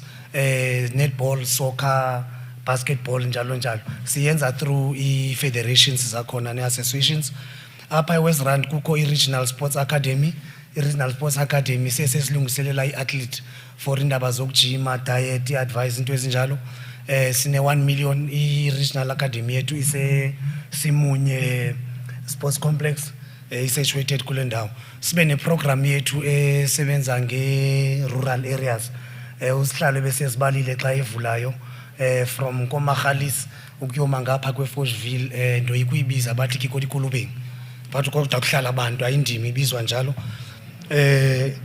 i-budget yakhona is 1 million and then kukho i-training for officials sports people and related i-budget yakhona is 300,000 kube kuthethiwe nge-OR Tambo Sontshini i-West Rand nayo izoba represented kwezo provincial game i-selections bese zicalile kapha kwi-areas i-budget yakhona is 850 hopefully sizofumana i-squad esizorepresenta i-West Rand from kulo ndawo kukho i-program yofundisa abantwana ukuqubha kakhulu nolutsha bana gangata ba nwella ko bo di swimming pool ko bo melapong yalo so program e re tsa gore ba fumane skills se sa gona gore ba itshireletse budget ya teng ke 300,000 specifically for Westland.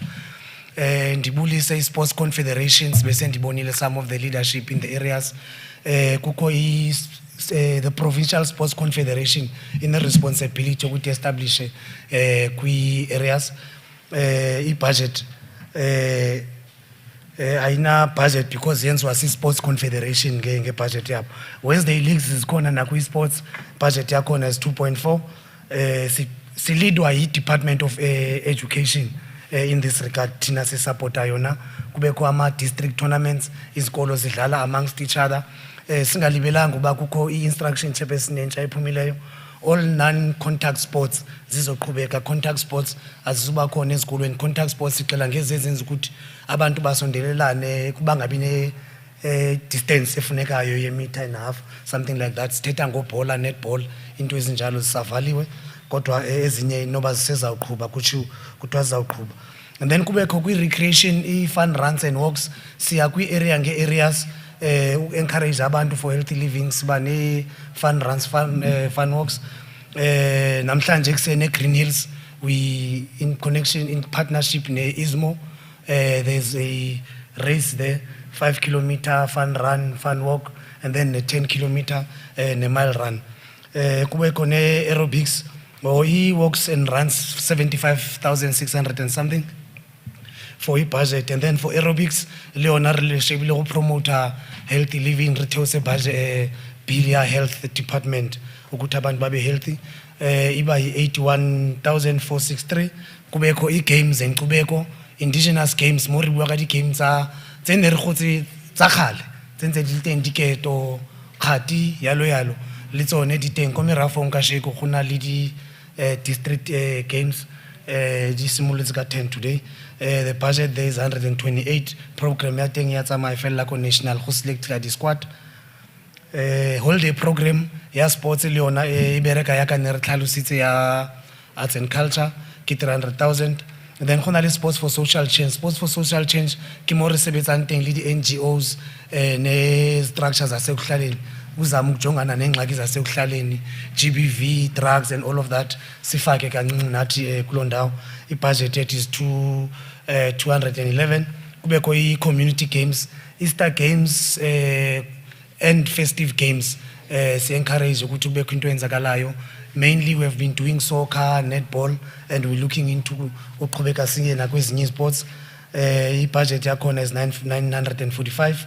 Kukho i-active aging apho si targete abantu abasebeluphele batsofe ba khona gore ba dule ba le active nyana. Renale 136 more sebetsa le social development le di structure tsa batsofe tse leng teng mo di community. And then gona le more supportant teng ka equipment and attire.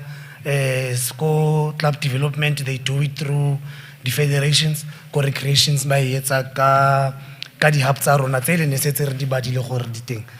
Ke matsa o phelela po slalo suka po state nge stakeholders diqhubeka so. Oh GFC, all right. Kule ndawo esebenza kuyo funeka kube nguvuka ibambe. Kukho post production facility. That facility is based, I've seen it is based in Memorial eKagiso apho kuncediswa khona i-filmmakers ezisazayo ukuthi zibe ne-facility yokuthi bakwazi ukuqhuba izinto zabo.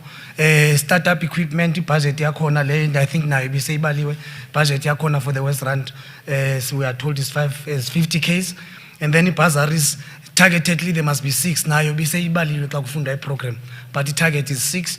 Filmmakers funded target is 2 apha West Rand. I think nayo biseyithethile uba kuceliwe ukuthi abasebenza kule ndawo baze ba responde kulo bayenze zo application. Bacela futhi ne indaba i-location. Qala i-location sicela indaba ezifana no ezikhoye ekuhlaleni apho bakwazi ukuthi zi-attractive for ukuthi abantu bakhone go shoota di-film ba etse yalo identification ya tsone ke a gola re ka khona gore le re thuse le yona re kopa gona le part ya permit finalization ke kope tshwarelo malume ana etsa mo o itse ko Emfuleni. West Rand is also covered there. Nasare Emfuleni nara West Rand. Mo gore a setse ba spotile pleke ba kopa permission ko masepala gore masepala ba dumelle ba etse mosebetsi o tshwana le yona ke itlo etsagala mo West Rand. Go na le audience development the outdoor filming gore batho ba kgone go bontshiwa yalo go na le program yalo. So ke nana ke feditse tsa ko West Rand ndi a bulela mtseslana. No, thank you very much, Director. Can we then get the fourth quarter presentation? Who's presenting? Thanks, Chairperson. Our acting CFO will take us through the different programs, but overall achievement, Chairperson, of our targets, we had, for the fourth quarter, we had 83 targets that were set, and we only managed to achieve 75%, which is 62 of those targets that were set for the fourth quarter. And in terms of programs, for program 1, we had set 14 targets, and of the 14, we've achieved 10, 4 were not achieved. For program 2, which is cultural affairs, we had 37 targets. We only managed to achieve 29, 8 were not achieved. And in program 3, for library services, information services and archives, we had 12 targets, but we managed to achieve only 9, 3 were not achieved. And for sports program, sports and recreation, we had 12 as well. We managed to achieve 6 of those, and 6 were not achieved. I think, Chairperson, as you are aware, our sector is the one that is mostly hard hit by the COVID-19, hence not all of the targets that were set were achieved. I would like to take over to the acting CFO to take us through briefly on each program. Thank you. Thank you, Chair, Honorable Chair. Thank you, HOD. Chair, I will largely speak to the targets that were not achieved, Chair, just to redeem myself, Chair, and keep to the time that you have allocated. I'm on slide number 9, Chair. Remember, you are left with 7 minutes, no? Yeah. I'm aware, Chair. Chair, on slide number 9, in terms of program 1, the targets that we did not achieve the vacancy rates, people with disability. We also did not achieve the SCM target to procure from people with disability. We were also not able to pay all our invoices within 15 days.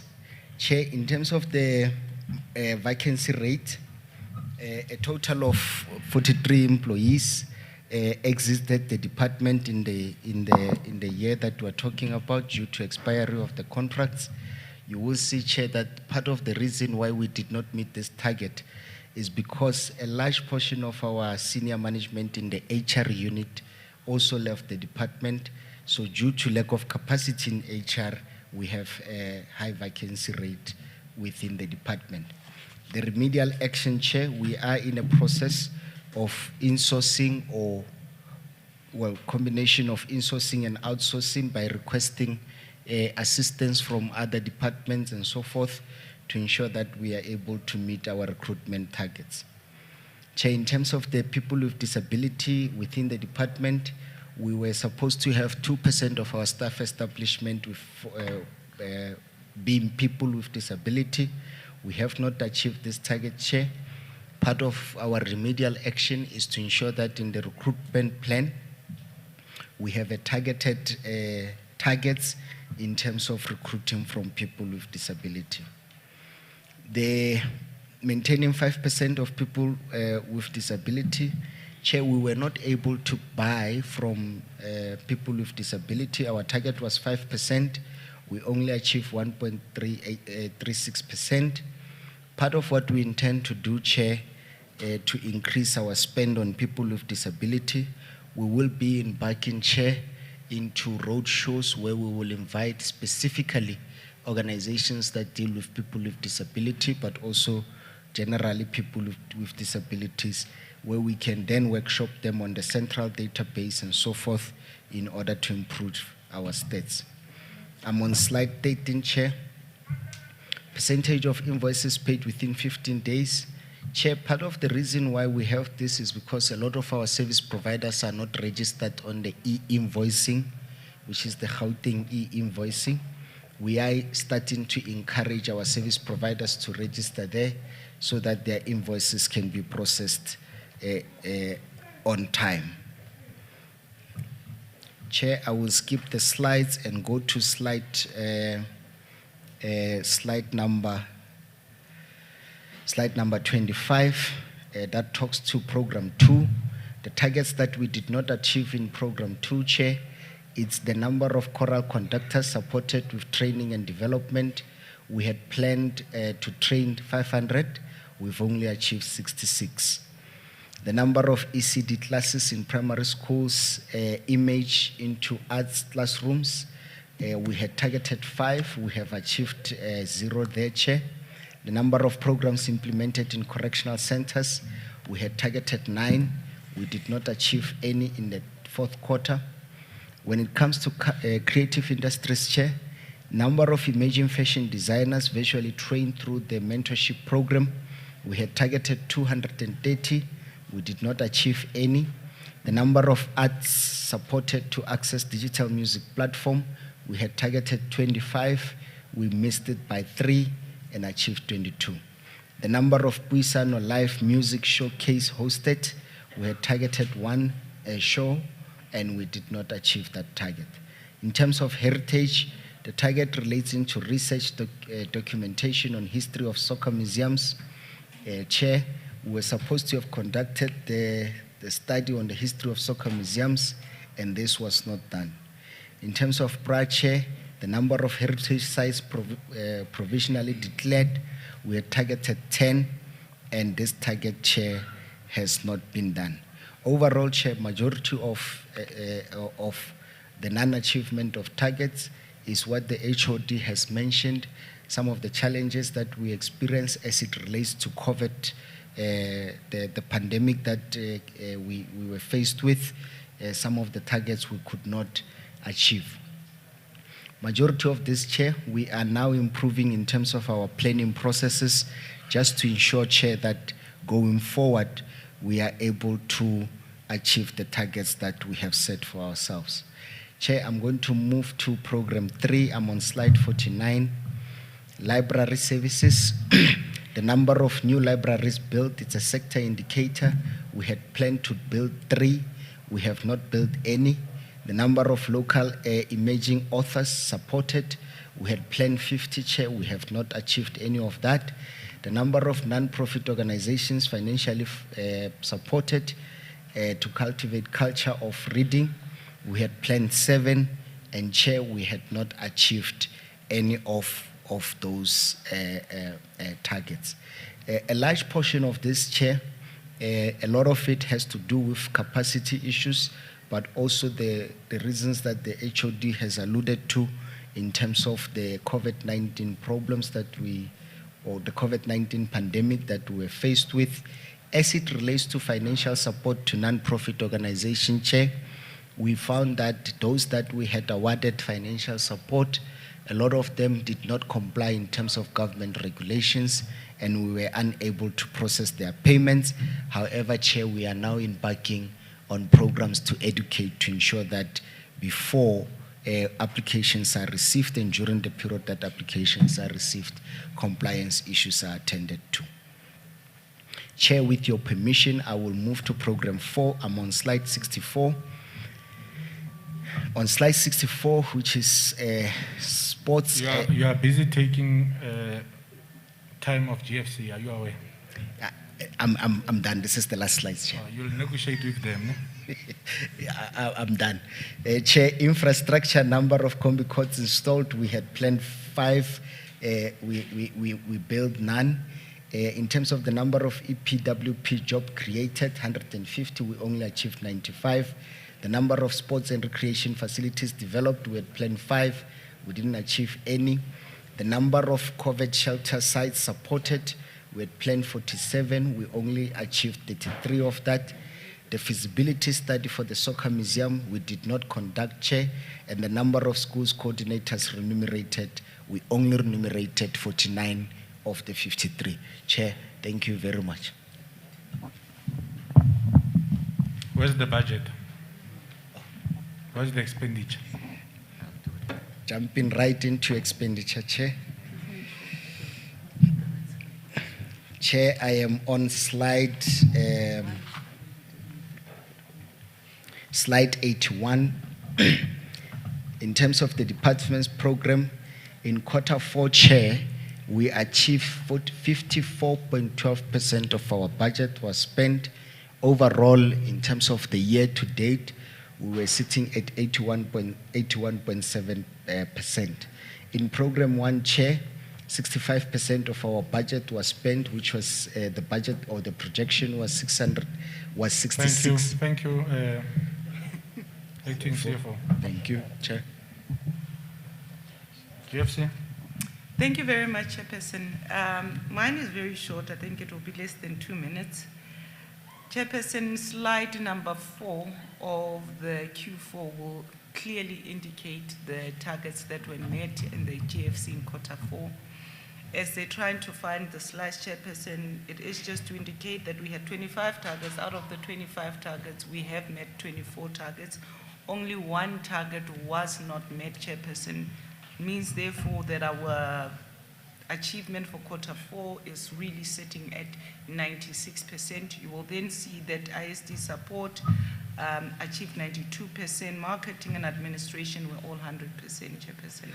Now we will just then be taking you through the slide just to indicate which is the target that really was not met. Just to talk over it, Chairperson, it is the target that really deals with the number of individuals who would have visited our in-house production facilities. Due to COVID, Chairperson, a number of people did not go to our various centers where we would then be taking through the production of videos, the editing and so forth. So due to this target, Chairperson, we did not meet our Q4 targets. Thank you, Chairperson. That is it from the GFC with regards to Q4. That was quick. And how much did you spend? Right, going to our financial report, we still have the CFO here. Can we please just project slide 35, which will really indicate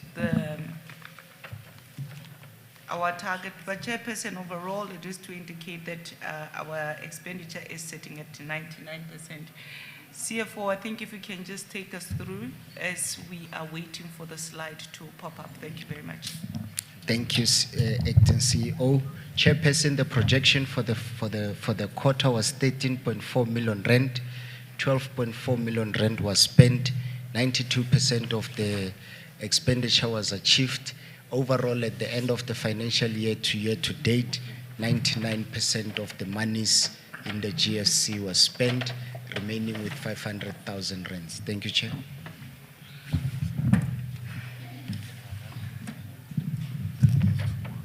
Thank you very much, Acting CFO, honorable members and stakeholders. That was our presentation. Presentation from both the department and GFC. I know that it took longer than we had anticipated, but we are going to, before we allow you, stakeholders to engage, I'm going to allow my 2 members to engage on both the presentations, the APP, the budget, as well as the fourth quarter. I will start with Member Chabalala, then I'll come with Member Mutise, then I will summarize and also raise issues that pertains to areas that I would have picked up. Then we are going to allow stakeholders to engage. Please don't go beyond 2 minutes when you do your submission. If you are covered, just indicate that you are covered. One of the areas, don't be afraid to really be harsh on this department, because without you as stakeholders, we'll never improve service delivery in Gauteng. Don't be afraid that tomorrow they will not fund you. If they don't fund you, the first entry to complain is myself. You must tell me, and I'll tell them to make sure that they fund you. It's their responsibility. I always say to them, it's not their money. It's government's money, so no one can deny you that a constitutional requirement to get funding from the department. So I know that sometimes our stakeholders, you are afraid to engage, robustly engage the departments, because you are afraid that they might punish you for inputs that you could have made. Don't be afraid. We are here to defend you. We are part of you to make sure that this department really takes care of its constitutional responsibility on nation building and social cohesion. Member Chabalala. Thank you, Chairperson. My questions are directed to the department based on what they've presented for the 2021 their APPs and budgets. If you check the APPs of the department, not like, okay, their programs, they are mass participation, and then they've set higher targets. So just wanted to check from the department, take into consideration that we are currently living with this pandemic, and then have they made contingency measures? Have they put contingency measures in place to ensure that they meet their APPs should this pandemic spiral out of control? Maybe say we are faced with the third and fourth wave. So just wanted to check if the department has put in place contingency measures to ensure that even if there is a third and fourth wave, they are still going to meet their targets. And also, in relation to their increased targets, in especially procuring from women, people living with disabilities, and also when it comes to spending on the township economy. If you check their target, are they not setting them themselves for failure? Take into consideration past targets that were not met. So are they not setting themselves for failure? And also in relation to the township economy, just wanted to check from the department, apart from supporting the catering sector and also like the taxi industry, are there any businesses that they are supporting or procuring from, or their only focus is catering when we have public meetings, and also maybe when they hire taxis? And then the department is saying they are going to spend 300,000 for the water safety for the 2021-22 financial year. I don't know, I'm assuming that for the department to implement this program successfully, they would need your swimming pools. And then take into consideration that in the townships, there's very little facilities or swimming pools. So how are kids from the townships going to benefit from this water safety? And also, the department is saying they are planning to build a soccer monument in the province. Yet, our heritage sites are a mess. Like you speak about the Solomon Mahlangu Square, Madiba Alex House, and also Mamelodi Rondavels, and also one of the monuments that was built by the department, the Bipato Monument. They are not operational. So just want to check the logic behind that. Why can't they channel the resources in ensuring that these heritage sites and monuments are operational, the community is benefiting from them, or the department is still going to build another white elephant that cannot benefit the community in any way?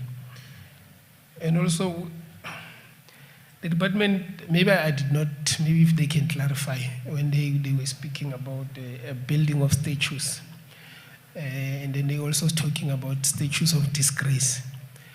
They're going to demolish the ones that we have, that are a reminder of our oppressive past, or they are going to build the new ones. They're going to build a new statues of disgrace. Chair, I think for now I would maybe before I stop. And then I hear the department is saying every financial year they are going to build 3 libraries. And then I think yesterday when we were doing an oversight, there's an issue that we raised to say the department, why can't you maybe first operationalize the libraries that we have? Because if you can check, 80% of the libraries that have been built by the department, maybe from 2012, they are not operational, or they have serious challenges. I think it's something that the department needs to consider moving forward. I think we did raise it in the 1920 financial year, but it looks like the department is still not considering that. Thank you, Chair.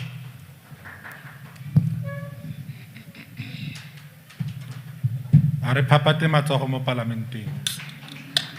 Are papate matsogo mo parlamenteng.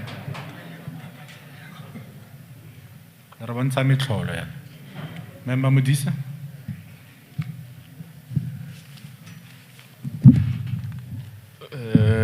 Good afternoon, stakeholders, and thank you so much, Chair.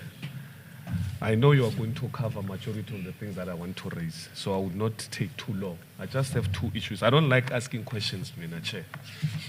I prefer that this presidium here should give instruction to the department on what needs to happen, instead of us asking them questions. Why did you not do this? Why did you not do that? Because it doesn't help if we do that. Chair, there are 2 things that for me are important, and I think the department ought to attend to them as in yesterday.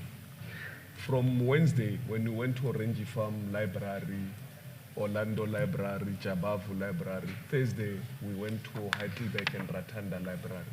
And yesterday, we went to Roshni, Restival, and Bipaton libraries. One thing that came out very clear in our engagement is that the department is understaffed. There are no people in the department that's supposed to be working there. And there are so many people in Houghton that are unemployed.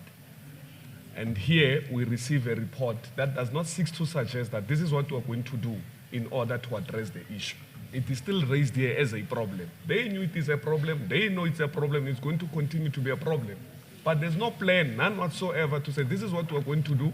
In the next month, we're advertising because we need 800 people to be working for the department so that the department is able to effectively engage in its mandate. So for me, there's no plan. And then we come in here and we're told no problem is that we don't have people in the department. If we were to ask how long have you been short-staffed, you might find that it's 2 years, 3 years, 4 years, but there's no plan. And here you can get people who can be working for the department, who've got qualifications to be in that department. Now the question is, why are we not employing people? Second to that, Chair, the report says here in terms of disability sector, they are unable to get what is required from the disability sector in terms of the number of companies that are on CSD and so on and so forth. An excuse that is made is that these people seem not to be interested in responding to RQF or what, I don't know what they term it. But the question is, if it has been a problem and they picked up that is a problem, why are they still coming here to tell us that this is the problem when there is no plan to address the problem? So I'm saying, Chair, I know you'll cover me. I don't want to talk too much, but for me, HOD, the department ought to present plans to us to say, this is a problem, this is how we're going to resolve it, and this is the time frame. By this time, this problem will be resolved. By this time, this problem will be resolved. Unlike we're sitting here, we're receiving a 4th quarter report. There was a 3rd quarter, there was a 2nd quarter. If we were to go back, you'll find that all these quarters, what has been raised is that people are not employed. I mean, the department is short-staffed. 2nd quarter, why are you not achieving? We are short-staffed. 3rd quarter, why are you not? 4th quarter, why are they not employing, Chair? Or should we fire them and get people who are competent who can come into the department and then start doing what is supposed to be done? Thank you, Chair.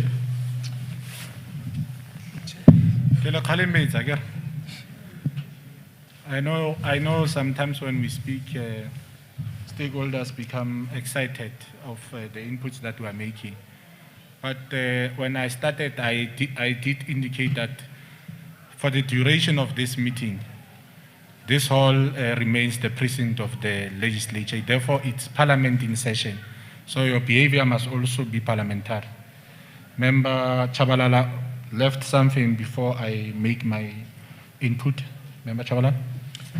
No, Chair. I just wanted to check with regards to the jobs that the department is anticipating to create, that those 3,000 jobs, are they still referring to the 2 days or 3 days jobs that are created by the carnival? Or are they talking about decent and sustainable jobs? Just wanted to check that. Thank you, Chair. Yeah, no, thanks very much, Member Chabalala and Member Mudisa, for your inputs. I know that I will be long, but I will try my level best because of time constraints. Firstly, let me address this issue, HOD, of Member Mudisa that is raising. The issue of stability in the department. It seems like because of he's seated next to me, he might have picked up my notes. But I've listened to the acting CFO making a presentation, and I looked at your fourth quarterly performance and the reasons thereof that you are giving why you could not reach targets. Maybe one of the things that we must quickly address, honorable members, is this issue of where the department is not reaching targets. They are making excuses on the current COVID-19 regulations. But where you are reaching targets, you are not necessarily making an indication that in certain programs of the department, you managed to reach targets, but COVID-19 regulations were still in place. It does not make sense. In the next quarter, in the first quarter, this committee, we are not expecting you, when you present areas where you did not perform, and you are making excuses. I'm saying excuses, precisely because of its excuses. Excuses on the basis that you did not achieve your targets on the basis of COVID-19. COVID-19 has been with us since 2019. That is why it's called COVID-19. We only had our first case in March 2020.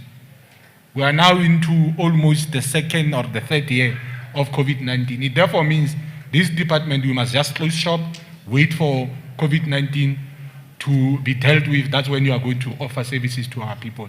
So in the first quarter, we are not going to allow you to give us those particular issues. But one of the most critical issues, Chief of Staff, I'm referring to you and the HOD because you are the only senior management team that are here, that are full-time in the department.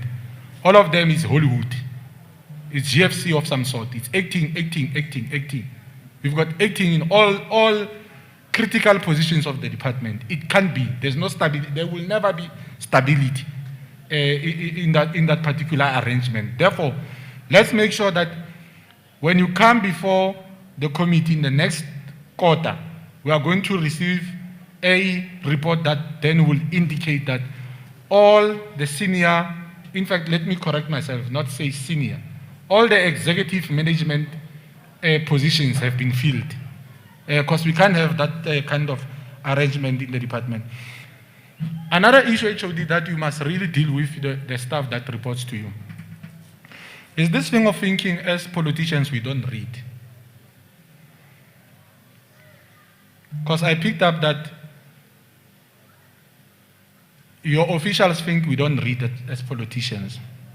Let me make an example, because I knew this is going to happen.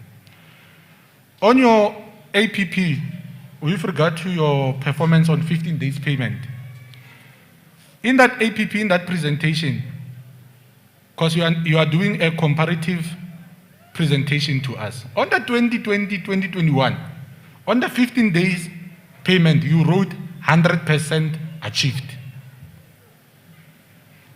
On the fourth quarter, the same day, okay, at least if you lie to us when there were two different meetings, we could have picked up that you are lying to us. On the fourth quarter, you are saying your target in terms of the 16 days payment sits at 69%. So I'm pleading with you, HOD, Deal with your officials. This thing of cut and paste, we don't want to see a repetition of that. Let them present to us the true reflection of the departmental performance so that we avoid this thing of cut and paste. Because it's what I picked up and I knew, because you were struggling with the issue that relates to the 15 days payment. Your acting CFO said to us it's an issue of the electronic submission of invoices. Hence, you could not reach that target. But on your APP, you then indicate to us that you achieved 100%.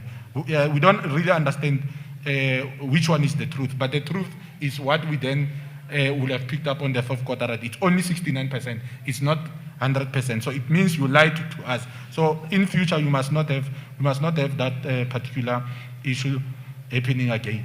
Let's agree on program 3 in terms of your library. In terms of your library services. Ntatemaja, let's just agree in front of our stakeholders, in front of members, that this issue that relates to the transfer to SALB on the visual impact is not going to happen. Not while I'm still the chairperson of this committee. It's not going to happen. Whoever that came up with that target, you must tell that person that you must go back and revise that target. I'm raising this because the past 3 days, stakeholders and honorable members, we have been undertaking oversight visits to libraries. We've been raising a concern, Member Mudise and Member Chabalala, regarding the amount of money that we are investing on this visually impaired program.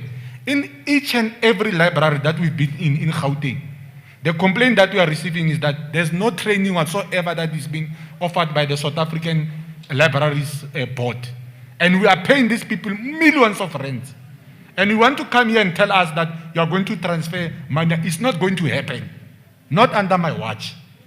It must be very clear, Ntatemaja, and acting CFO. And you must tell the MEC that I did say that.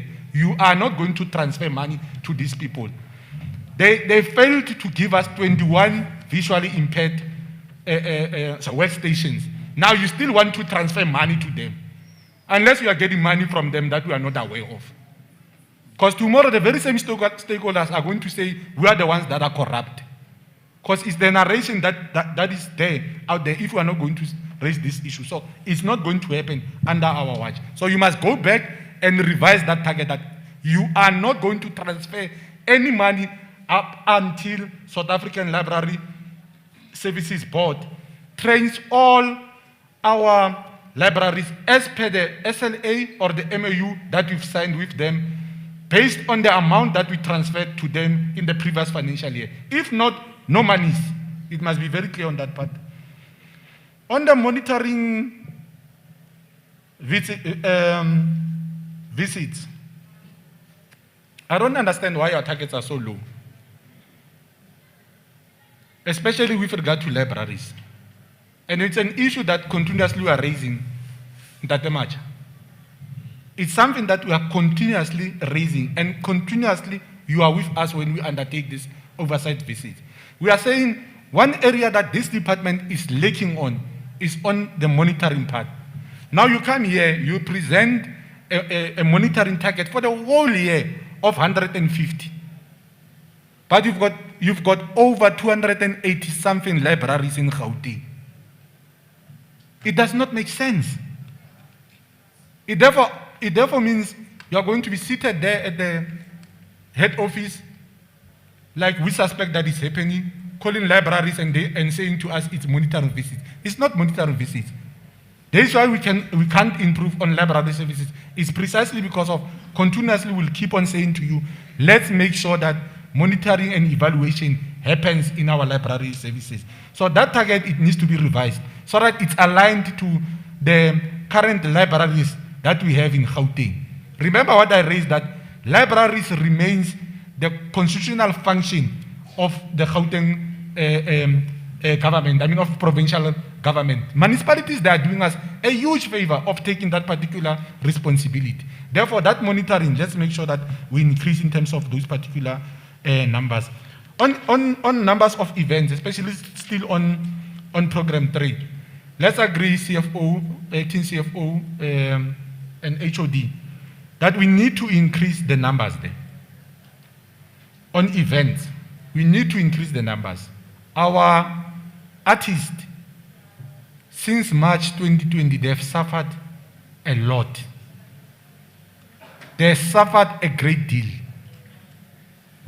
If event producers in Gauteng, they've suffered a great deal.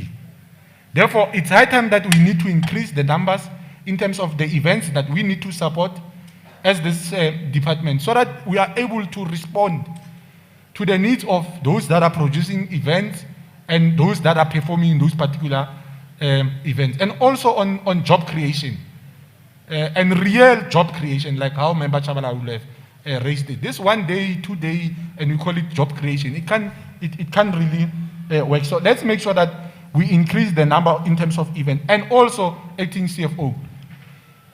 Let us make sure that we also equalize the budget. It can be correct that sports and recreation, for an example, on events, their budget is 16 million. But when it comes to arts and culture, their budget is 4 million. It does not make sense. Let's go back and make sure that we equalize the budget allocation for both programs, and also increase the numbers either on sports and recreation and as well as on arts and culture, so that at the end of the day, we are able to say in each and every region or corridor of Gauteng, there are people in this particular hall that can be able to stand up and say, I got funded. I have submitted a proposal to the department and I got funded. Because right now where we are seated, continuously we are saying priority must be the Western Corridor and the Southern Corridor, which is your West Rand and your CDB.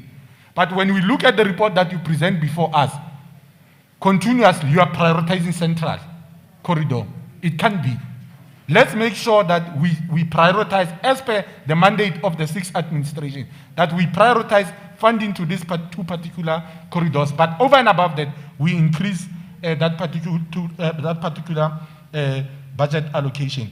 Then on the number of, on transfers, acting Chief Director Pilasande,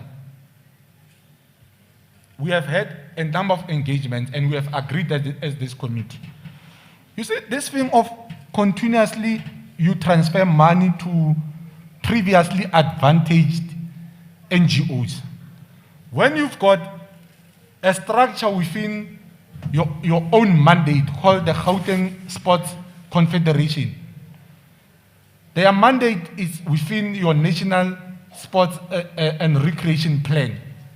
That part of their mandate is on sports development. But you transfer money to Pretoria University, Blue Bulls. A lot of money to those people. Because we went through what you are budgeting in terms of transfers. You are budgeting around 98 million rands that you are transferring to previously advantaged communities. That thing must stop. That thing must stop. We must be able to go into Mohlakeng, into Tukomsres, into Bekkersdal, and be able to identify that this money that we are continuously budgeting is being spent to develop sports in those particular townships. We must somewhere just close shop. Why are we continuously supporting people, and especially institutions that are well off? Go and check who are the owners of the Blue Bulls, just for an example. And I'm saying it without any fear or any contradiction. Go and check who are the beneficiaries of University of Pretoria. You are giving money to institutions who are financially viable, and you are denying NGOs that can really work with that money that we are transferring to those. So that thing must stop. Chief of Staff, it must stop. We must direct money to the Houghton Sports Confederation, because those people, constitutionally, through the National Sports and Recreation Plan, their responsibility is to make sure that they develop sports in Gauteng. So why are you giving these people money directly when you don't channel it through the Houghton Sports Confederation? Because it's their mandate, it's there in the Constitution. So we need to make sure that we adhere to that particular mandate. We stop giving money where money is not necessarily needed. And it will also be part of you improving on your monitoring and evaluation. Because next week, if I'm not mistaken, Pili, we are going to have an engagement that relates to the granting aid. Because what we picked up is that you are transferring money to this particular NGOs or you are giving grants, but you don't monitor how these grants are being utilized. So we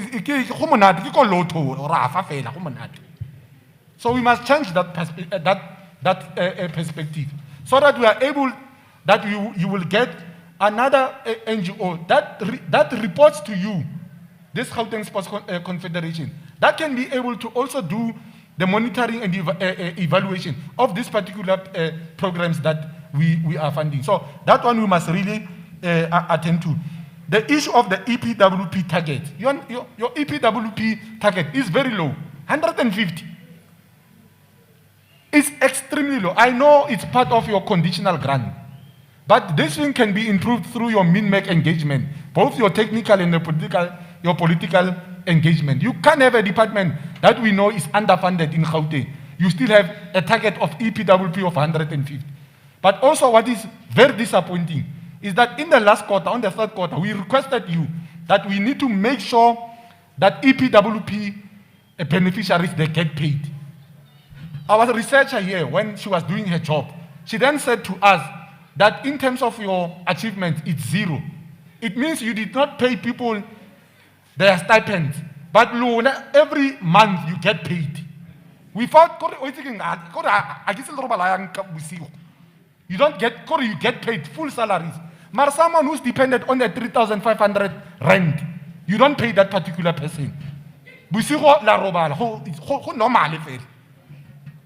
So let's address that matter. HOD, we are not going to raise this continuously. Why EPW people are not paid? Let's say there is COVID. Because there's COVID. Why can't we pay those people? Because that thing is a conditional grant. It's not your money. You are not taking from your own pocket. And those people, they live through those particular grants. Pay them what they need to be paid. So let's agree that we are going to address that issue of your target in terms of the number of EPW. You can't be having 150. When we've got so much young people that are unemployed in Gauteng, then we've got a department that will tell us about 150 target. It can't be. So let's improve on that particular target. GFC, please improve on how you present before us. Learn from your colleagues in sports. You can't come here and present before us. You only show us the 2021 to 2022, but we can't be able to do a comparative analysis on how you performed in 2020 and 2021, how your targets are changing. Your APP is only focused on 2021 to 2022. So we can't be able to really measure and say, in terms of comparison, their targets in their programs, they were sitting at 8. Now they've escalated to 9 or they've decreased to 7. Because your APP, when I looked at it, it only focuses on the 2021 and 2022 financial year. You are not doing that comparative analysis like your counterparts will have done through the MTEF period. Yours is only focused on one financial year. Give us a presentation or a report that when our researchers do their work, we can be able to do a comparative to say, firstly, when you opened acting CEO, you said to us, your budget has been decreased. Now, you are saying to us, there are new projects that you are introducing. So we can't be able to compare this project the new projects that you are developing and the discontinued one. We can't really measure which ones are being discontinued, which ones are new. On the discontinued one, you just only say a number of films producers supported. Hey, but that's your primary objective. When you come to us and you say discontinued a number of film producers supported, can't you sharp GFC again? On the very same primary objective, but because of you don't give us numbers for us to do that comparative analysis, we are unable to say, no, it's a reduction, it's not necessarily discontinued, or unless or some of us, so we can't be able to understand the politician. So they will not be able to understand what we are talking about. Because when you say discontinued, you are meaning this program is no longer a part and parcel of GFC. But when you continue to present, you are then indicating something contrary to what you said to us when you said discontinued. You rather say to us it's a reduction. But when you say discontinued, immediately you are saying, here, Maton. So these people, their primary objective, it's on film support to film producers. But they are saying to us, they've discontinued that particular program. What exactly are you trying to say to us? So please do that particular comparative. And then this issue of permits, that Desmond and Mark and acting CEO. You said to us, in order for municipalities to raise revenue and job creation. You know, some of us, we've got that ability to read. I write really dumb cop, but at least we read. You go to New York, you go to London, whatever permit that gets issued, the local sphere of government of that particular locality, they benefit out of that process. It's part of revenue generation. Now I don't know when it comes to Gauteng, how are you applying this? Someone just comes here, uses our heritage sites, uses the Mandela Bridge, causes the Mandela Bridge, inconveniencing people of Johannesburg, closing it for over 3 months. But the city of Johannesburg can't generate income out of that particular closure. Maybe you can be able to explain to me so that I understand it better, so that our stakeholders understand it better. But we know when SABC, when Mzansi Magic, and any other channels partner with film or whatever short film producers, in their budgeting, they are allocating funds for locations. So where does this money goes to? So that these film producers, Instagram, they are buying new cars week in, week out. It can be. It's high time that as GFC acting CEO, we need to start generating income from these people. Because they are getting money through government. So we also need to get money, but also to assist local councils to also generate income. Because we know that municipalities at the current moment are struggling to raise revenue. But also in terms of marketing. You know, I've never seen a film, just for an example. Western, we are home of Cradle of Humankind. I have never seen a film produced in where, according to the World Heritage Organization, where the human origin started from. Nalwela, it means we derived ourselves from here, from Sterkfontein. Rona, all of us, including within those who are overseas, our origin are here in the Western. But I don't recall missing any film that speaks to the Marupeng, for an example.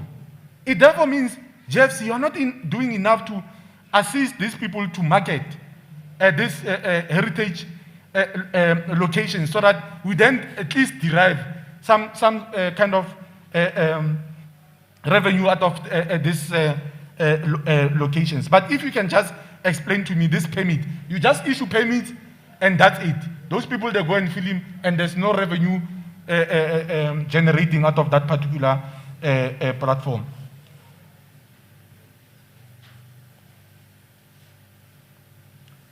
On the fourth quarter, I think Member Mudisa spoke about this issue of the acting arrangement. You know, I feel so disappointed, HOD. In 2019, we were in Pretoria before you joined this department. Those that unfortunately cannot kick over Hollywood. But one about it in Batsami, but But those who were fortunate enough, Chief of Staff, who were with us in Pretoria, almost 2 years back, we raised this issue of people with disability. Your targets on people with disability. 2 years back. Now today, we receive another presentation. I think we were in some hotel there, Pilile, in Pretoria. When you presented to us, and we raised the concern that it can be correct that in the whole of Gauteng, this department will then say to us, they can identify people with disability who own companies. In the whole of Houghton. Continuously, your target 1%, 1.3, 1%, 1.3. But your annual target sits at 5%.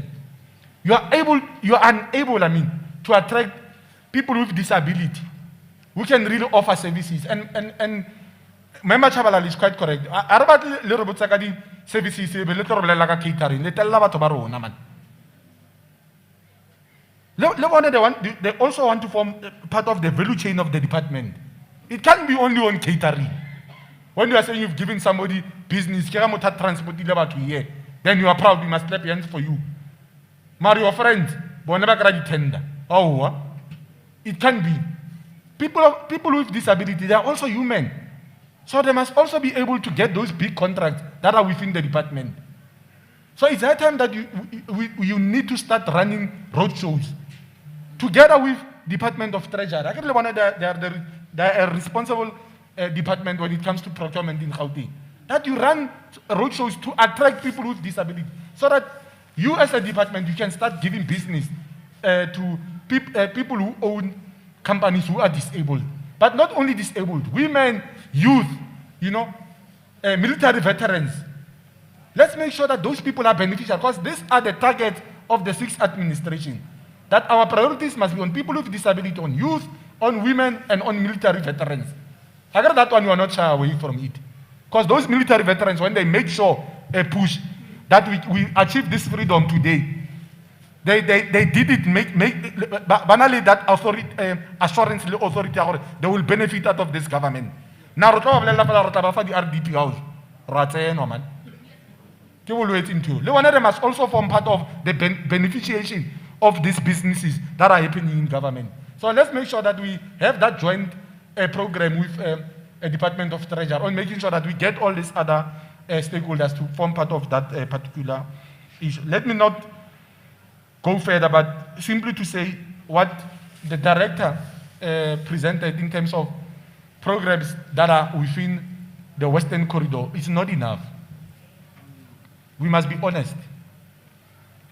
It is really not enough. We've got a number of infrastructure challenges in the West End. A number of them. When I started, I spoke about Tukom's race. We still have got that monster called Bob van der Renden Stadium. The monster, that is called Bob van der Renden Stadium. And when we come here in front of stakeholders of the West End, in terms of infrastructure,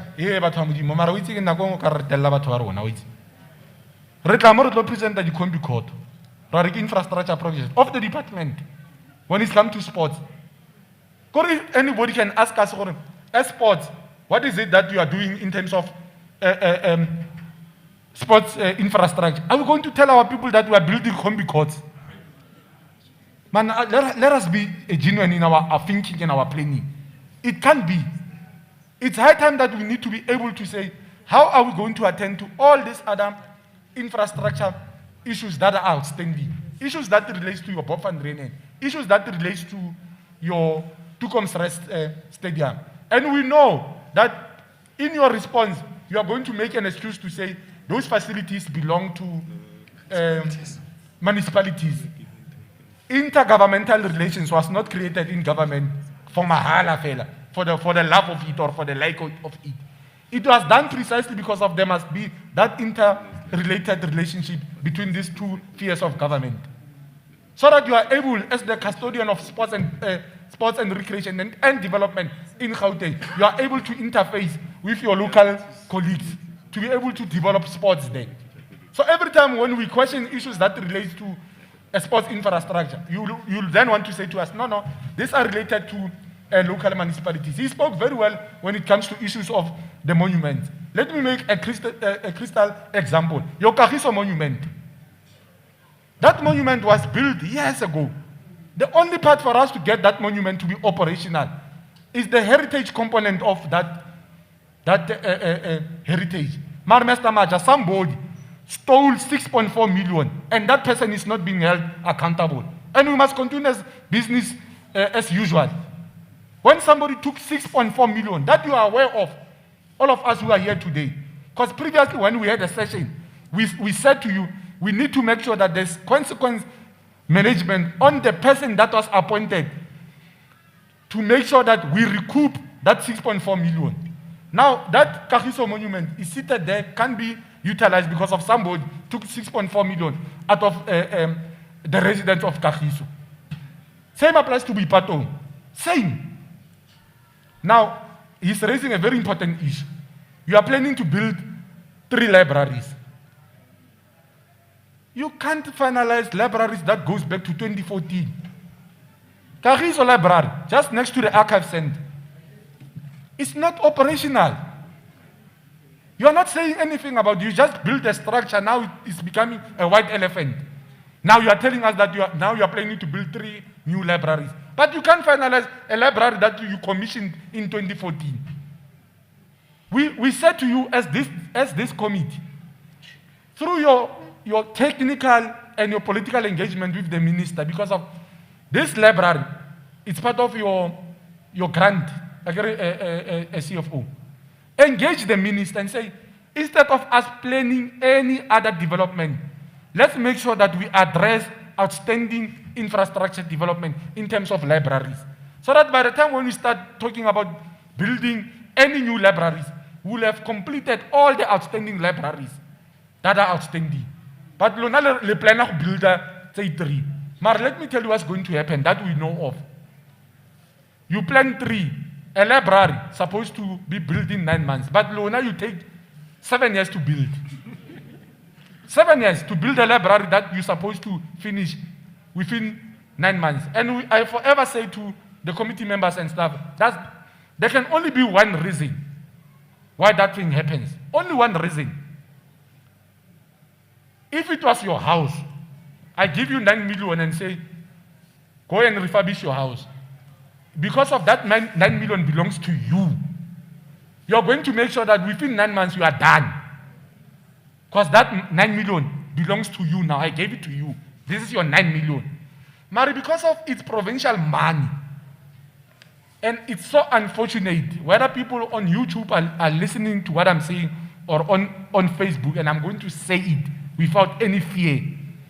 Because of some of you, you're beneficiaries out of a corrupt system. You now prolong this project so that year in, year out, we must reprioritize budget for your friends so that your friends then give you money back. That's why we're not completing this project. And it's a fact. If there's any politician here who's participating in that corrupt activities, I'm sorry, but I'm going to say it. That's the reason why it prolongs for us to finalize those particular projects. It's because of we understand there are underlying issues, and those underlying issues. And I must say, when I'm a chief of staff, I'm happy that the MEC is dealing with these issues of corruption in that department.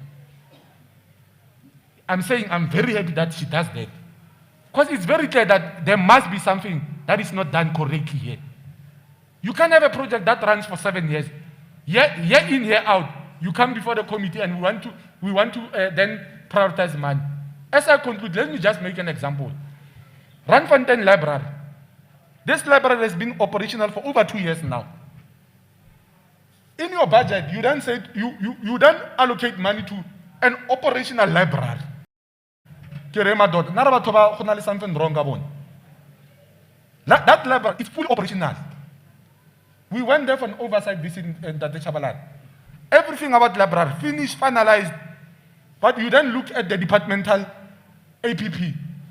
I don't know whether is it a retainer, but it can be a retainer for 2 years. I don't know. I'm not a politician.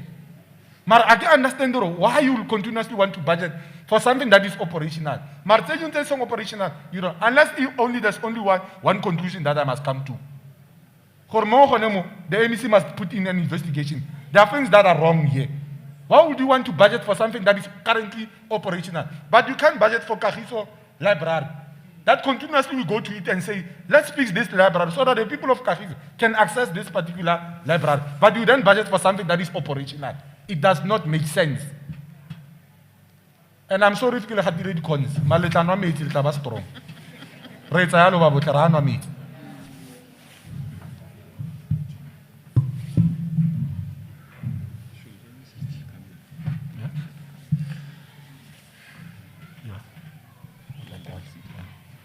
I think I'm done. I will, just before I allow you to respond, you take note. We are going to give to our stakeholders, those that want to make inputs. But remember, Mudis, is it something that you want to say before you go out? Okay. No, you was reminding me about the issue, Pilar Sande and the 18 CFO, of centralizing this issue of the funding on the NGO to GFC. That one is non-negotiable. The last part that we also wanted to raise 18 CFO, the issue of the school, the books in libraries, in that much, the books and furniture. We had agreed at this committee that it's high time that you also need to centralize the purchasing of books and furniture to central, because there must be a uniformity and standardization in terms of what we've been seeing. Chemical. Mas palo mo mo itekala fela ke go khua ko ntate mang o etsang eng neng stulo se brown neng se yellow. Let's have a standardized approach so that when I'm in Magaliesburg, when I'm in Kagiso, the same furniture that I will find there, I will also find in Rastafari, in CDB. Ntate match. Same applies to the books. Let me emphasize on this issue, the book. MEC, when we're in, is it MEC? No. That machine in your acting chief director. Is it him, if I'm not mistaken? But someone there said, "Konali book yang wake bonam." And no mutona, ne mutona bua. Who's that exactly? Are buka ke bonam ke ne ke etsa ko primary. Buka ke bonam in this library in Soweto. But I can assure you, Mr. Maji, if you go to Santen, if there's a library in Santen, the book that is in Santen is different than the book that is in Soweto. You know why? Because black people, they are the list of priorities of government. Let's make sure ngwana mo Kagiso le ngwana ko Santen ba bala book e tshwanang. Ntela ona go rutsa go sekolong re rutwa biblical studies ka re ba botlo rutla na ba ruti. Mara ngwana ko Santen mo tarutwe accounting. It must come to an end, and that thing can only come to an end when us as officials of government, we start implementing it. That's why I said in the last meeting of this committee, I said the transformational agenda of our government, we must not be ashamed to implement it. It must be our responsibility. Again, we get elected exactly to transform this government, to make sure that those who were previously disadvantaged are now advantaged. But when we get officials that will then continuously apply the same principles that were applied in 1993, then it therefore means this government must just close shop. And all of us, we must just go home and sleep. So that issue of centrality, CEO, it must be implemented as a matter of yesterday. You are not going to be transferring money to municipalities when it comes to books and when it comes to furniture. Let that issue be done through the province. Same applies like the issue that we've raised with the Houghton Sports Confederation. Thanks. Stakeholders, it's now your time. Those that want to speak, I've requested 2 minutes. Now I'm the chair, I can abuse that platform. So I will note you and I will assist you with mics so that we also try and save time. Mama, you will be number 1, Push number 2, my leader number 3, Mama number 4, that hand number 5, Ntate ko morago kwa number 6, Ntate number 7, Mama number 8. Is there any other one? How do you mean something? Only 8 hands. La ka utla fufuletse hore motho mona bua ka tabana ba tlo bua a re tlo go allow. Only 8 hands, 2 minutes each. It means in the next 16 minutes you will be done. Number 1. Dumelang. Ka lebitso ke California ke tswa ko Kagiso extension 13 Mogale City. Ke emela athletics. And the chair on khatile di khonsa bua ka Bob van Renen. Athletic ya na tantrum track but stadium se teng. So I'm propose for Bob van Renen re letse a tantrum track because we are suffering all the time. Tlamile re go Bosberg CGA. Ga go batwa tantrum tracks. Ha rena tantrum tracks. Number 2 ke tlo bua ka extension 13. Ha rena sports complex, ha rena le stadium. That's not a sports complex.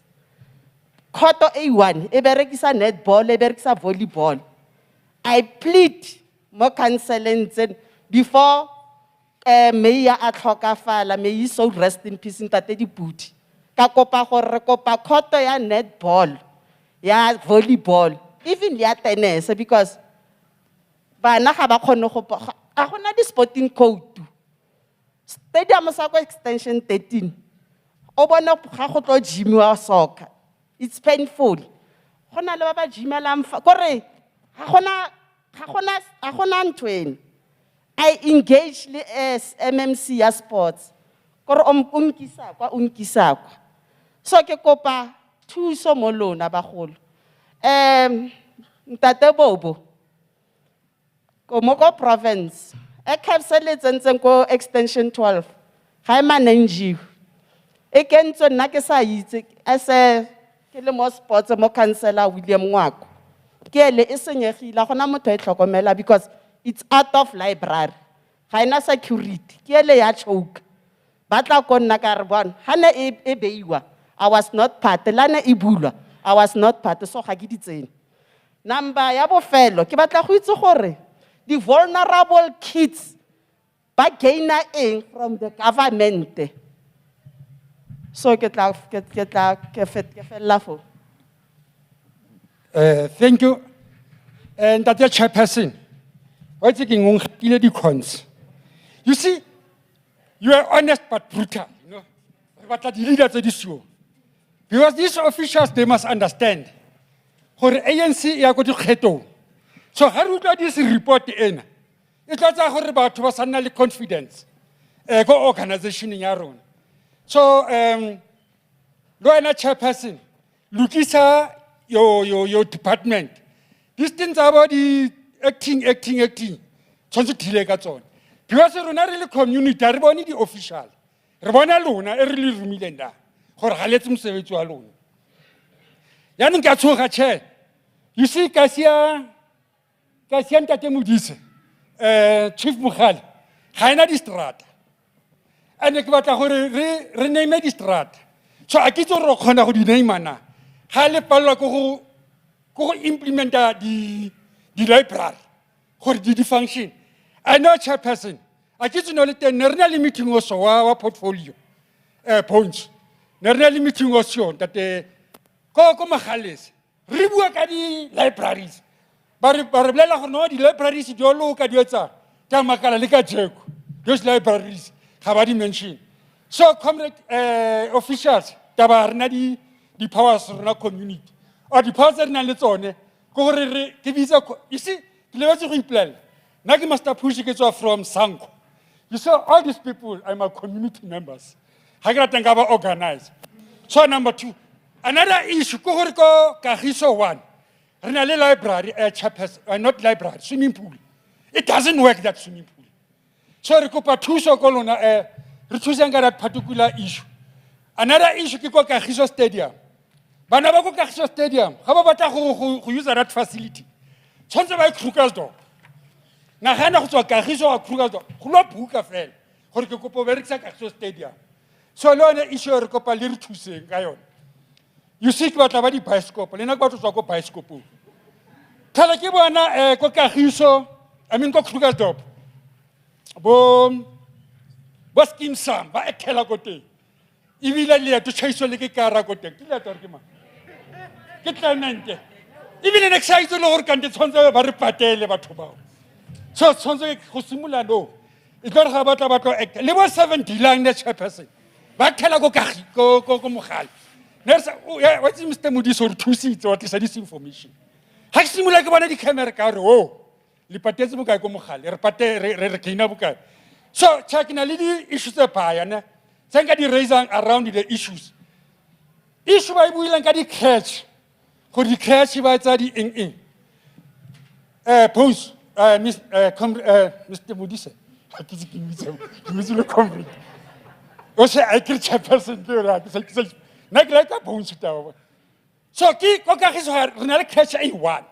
The rest ke ding. So ne re kopa chairperson of sports. A tsa recommendation ko chair wa infrastructure. Go ramtshana go na le lefatshe da. A go ragele fela catchingana mari di actors so this is.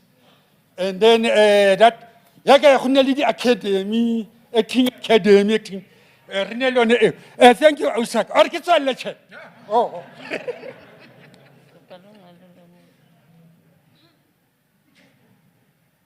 Sanbonan.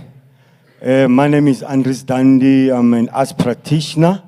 I'm in Randwest Arts Council. Yeah, my point is, most of the points are covered by you, Chair. Thank you very much, and I think it's very much clear that the department is got loopholes, which most of the things our co-nucus attend. We understand. And then I wanted something to say about EPWP into arts. For us, it was strange that last year I just find it out to go to there are people who are in EPWP, Abakwe Arts, but it's secretive, it's not known. And as an arts council, we're getting these informations, and Tina, we are saying we need to be clear about the relationship between the community members and the department. Now, when you're going back again, last week, I think, I saw an advert which says they are needing facilities. I saw a report when they were saying that they need facilitators for Wednesday program.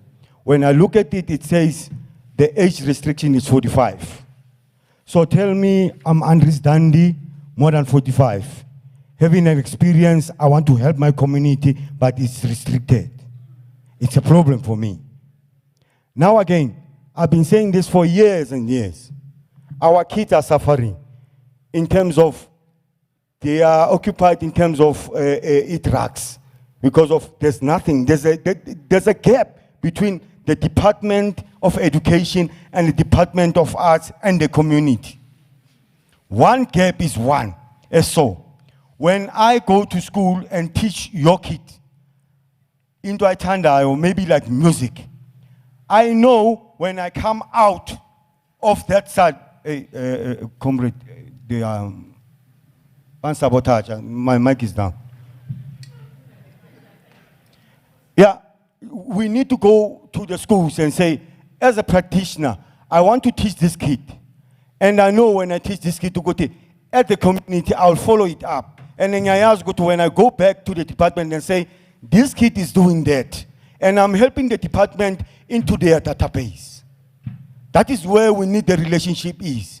So by raising this point of me to the Department of Education, let the Department of Art and Culture and Sports go to the educational department and say, Labanto bahlele lokishini, who are us, who are as practitioners, don't tell me ukuthi nizosayina a contract of 4 months, because of it does not help me.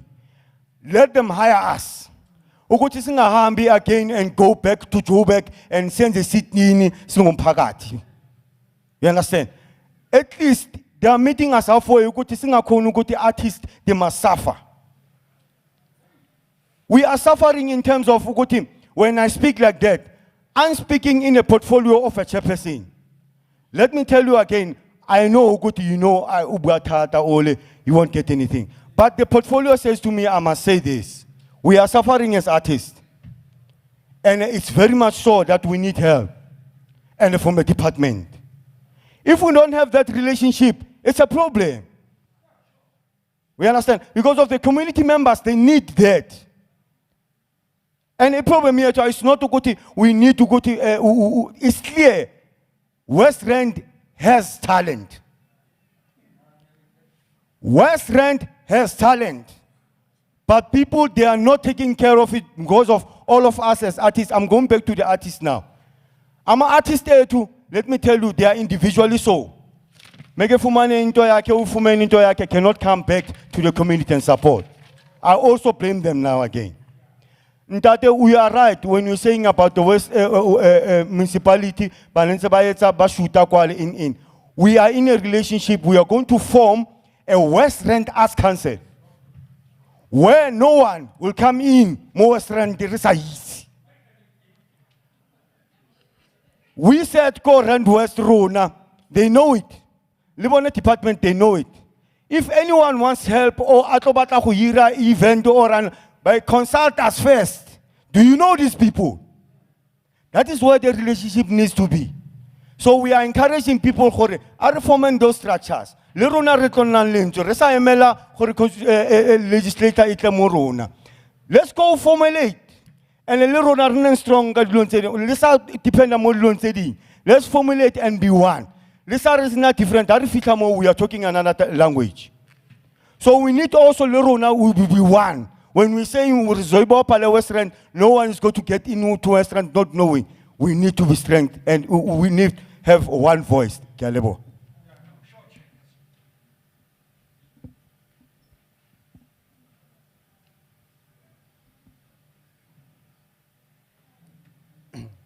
Dumelang. Thank you, Chair. I'll be short and precise. This is Paseka Mtini from Kutu, on the outskirts of Gauteng. Chair, you made some critical points regarding the Ezukuma libraries. As if we were talking, yes, stories relate to. You know, our libraries actually is Zakdala, Chair. Inwati is there was a book that I was looking for with library in Kutsone. I couldn't find that book, and you can imagine I got that book a sentin, as you were saying. I got that book a sentin. Aware command ingatanga script ngaba ku system a scraper lo mangcwadi wonke. We understand if amangcwadi are relevant kuma subject ayenziwayo khona ngoku. Just a quick one. I'm advised that when you speak, please don't remove your mic, your mask. Oh. Again, we are using one mic. Okay. Our event is a spreader. Okay. But I know that Manuku why sanitizer, but just for your own protection, don't remove it. Okay. And thanks, Pedro, for the advice. You may proceed. Okay. On an extra 1 minute. Thank you, Chair. And then there's a section which is extension 5, Kukutong. It has been more than 10 years in that section. It's a big section. Chair, I wish go monitoring yalona the assessment. You could go to those parts. We understand. Those parts, that section, not any single sports facility for that section. You can imagine. It perpetuates, it breeds too much drugs because school. Please, Chair, I tell you, monitoring go deciding to take a go. Thank you.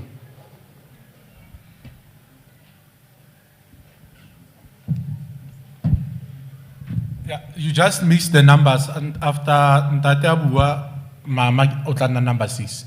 Because Mama is number 5, Ntate number 6.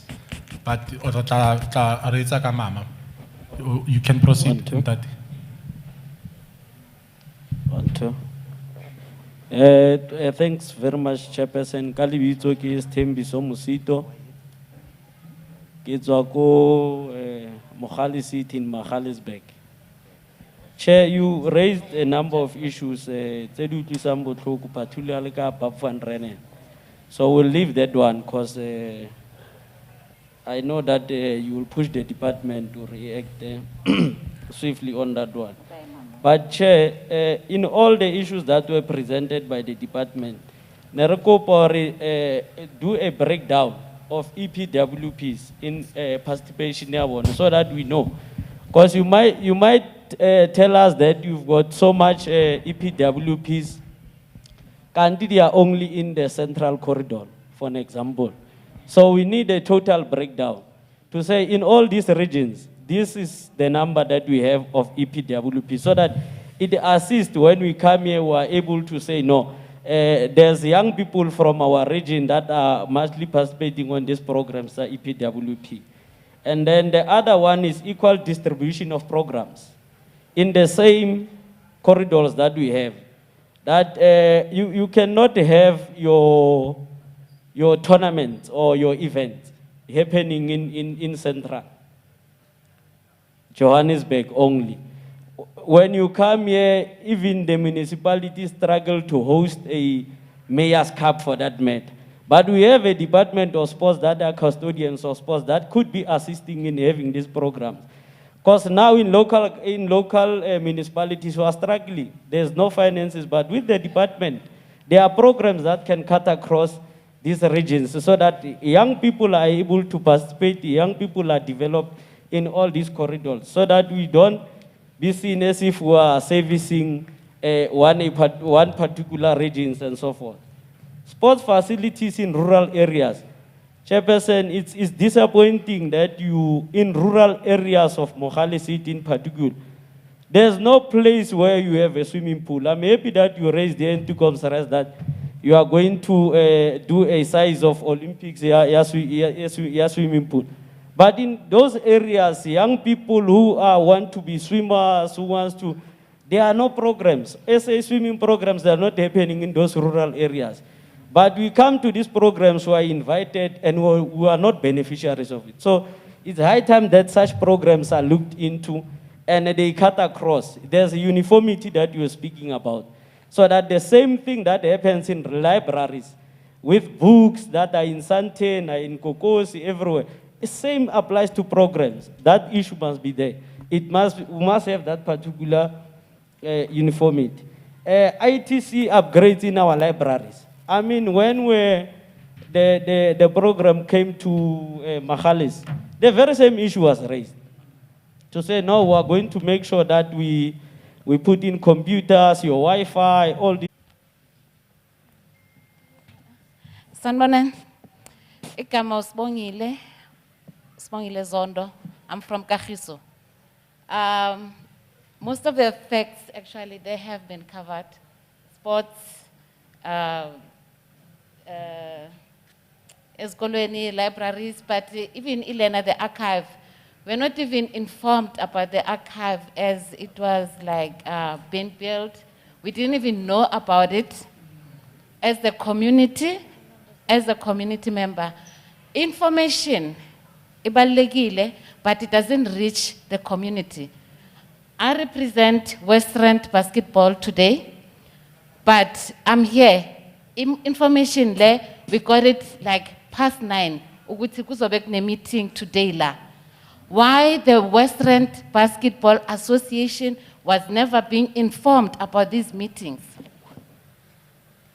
The other thing, I saw large numbers of amounts being budgeted, so huge amounts that were displayed, and so huge amounts which were not even being given to people who actually, or associations, which really need this money. Amakot, Ekagiso Stadium, we're battling. First of all, Mkaluk was a chairperson, and I think I need an answer like right now. The recreational center, what is its purpose? And do we allow people to have a registration fee so that they can be able to access that recreational center? I need an answer today. And then Pilasate is listening. Don't worry, she's going to respond. Okay. And We have legends from different sports, which we can utilize to train and to official all these different sports. Zokulmeli ileni basketball at the moment. We have appointed, and actually we've been going out recruiting young boys and young girls to come and start basketball at an early age. And we have a person that we have appointed. But now we don't even have, Elena, the funds to try and say thank you for the time, the 2 hours that you spent. And I see Akwana 3,500 stipend that we can utilize, that we can have to give that person. At the moment, he was supposed to register a company yake because he's trying to do izintonga panangapa, and he needed something like 750, not 7,000, 750. That the association couldn't even afford to give him.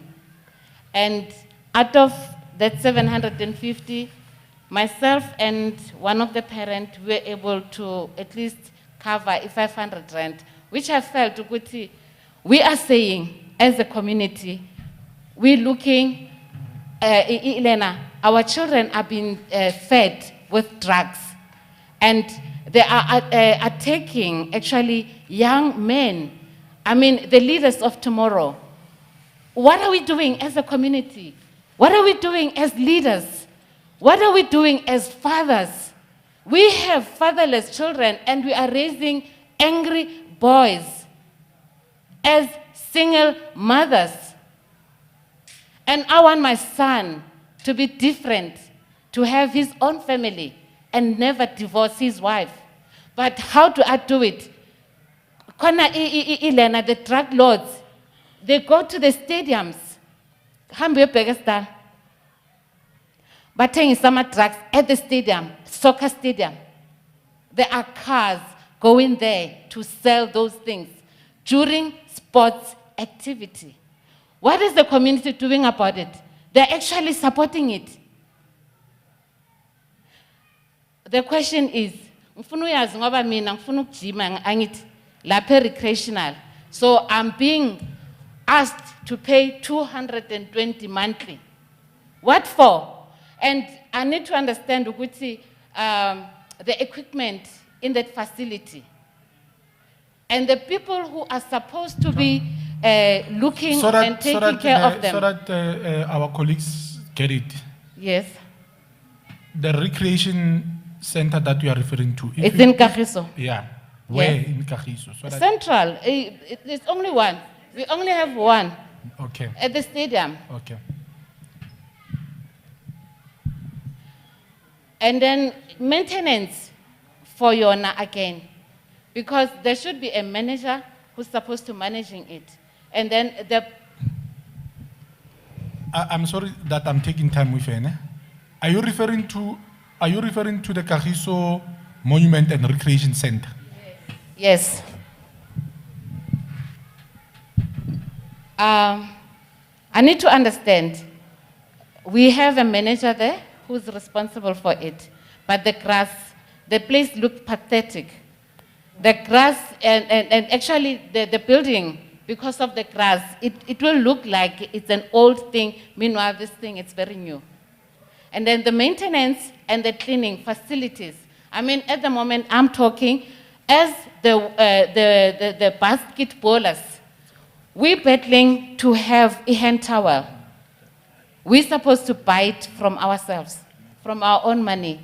But we have a facility that should be taking care for every individual who walks into that facility. Why who need discrimination? That yini labe no at the back laba jimai the aerobics, because bone baya koka and then bone baya nikezwa if first preference. Why abantwana bethu behluleka ukuthi bangangena laphayana, firstly, they have to pay in. And then those equipment, or is the government responsible for that equipment? And then who is paying for maintenance as well for all these facilities? And then monitoring services as well. I mean, you guys, at the moment, ama officials, the training and the legends, we have people, but they can't come on board because it's thank you, my Banquet. They have to take something home. They've got kids, they've got family. They need transport as well. And I had kune transport kusho ukuthi nizonginikeza imali yami petrol ukuzala, because I forced ukuzala because I needed to know and I needed answers ukuthi imali kahle kahle iyaphi. Thank you. I allowed Sis Bongile to be long cause ke mama kere. Ne ke re le ska follow up Sis Bongile le ntate Musito go morago kwa. Please. I can see gore ba bangata le tshwana le nna madam. Tla tla be se iphile matlo. O ka tswela ntate. Ek is Bokkie Martens. Ek is 'n afrigter van boksing. Die afgelope lewenstyd. Ek het 6 wêreldkampioene gemaak. Aan toekomstig. Baie plek wat ons lyk soos 'n oerwoud. Boksing toe niks. Das nie sport in toekomstig is. Dus jy, dankie vir die geleentheid dat jy dit gesê. Jy is ook so kwaad vandag, maar ek is bly dat jy laat jy ons wys jy kan werk. Dat is iets snaaks gebeur in toekomst vir die afgelope tyd. Ek sal dit sê myself. Er was 'n meier, Mr. Otto, uit 'n saal gebou. Toe sê hy vir my, Bokkie, ek sien jy het 'n talent. Gebruik hy saal, maak wêreldkampioene. En ek het dit gedoen. Toe kom die nuwe regering, van 1994 af, is hy saal gevat, nou nog, ek wag, nou nog. Hulle het gesê, ons kom, hulle kom nou nog. Ek oefen in die straat, ek het 2 professioneel boksers nou, op die oomblik, 2. Ek oefen hulle in die straat. Daar's 50 seentjies, amateurs, hulle oefen saam met ons in die straat. Hier is my collega. Sy doen atletiek. Sy oefen in die straat. Ons moet daar kloop in die koue. Maar ons betaal alles in toekoms, ons betaal. En elke jaar ek is hier so, 25 jaar loop ek hier so, niks gebeur nie. Niks. Ek het vandag gekom met uit doel, maar ek is so bly die Here is sterk. Hy selfe gevoel wat ek het, Mr. Chair, jy gehad vandag. Baie dankie daarvoor ook. 25 jaar, ek wag vir hy saal. Hulle het die saal gevat, hulle het die saal verkoop aan krippelmense. Hoe van julle die saal by mense wat gesond is en julle verkoop het aan Pizzo? Pizzo kan die saal gebruik. Hoe? Nee, ons kom ons gaan vir julle 'n mooi saal bou. Nou nog. Hy saal. As die saal in toekoms is nie, daar's nie 'n ground in toekoms is nie. Daar's niks jy daar ingaan, liedjie gaan in 'n oerwoud. Baie dankie.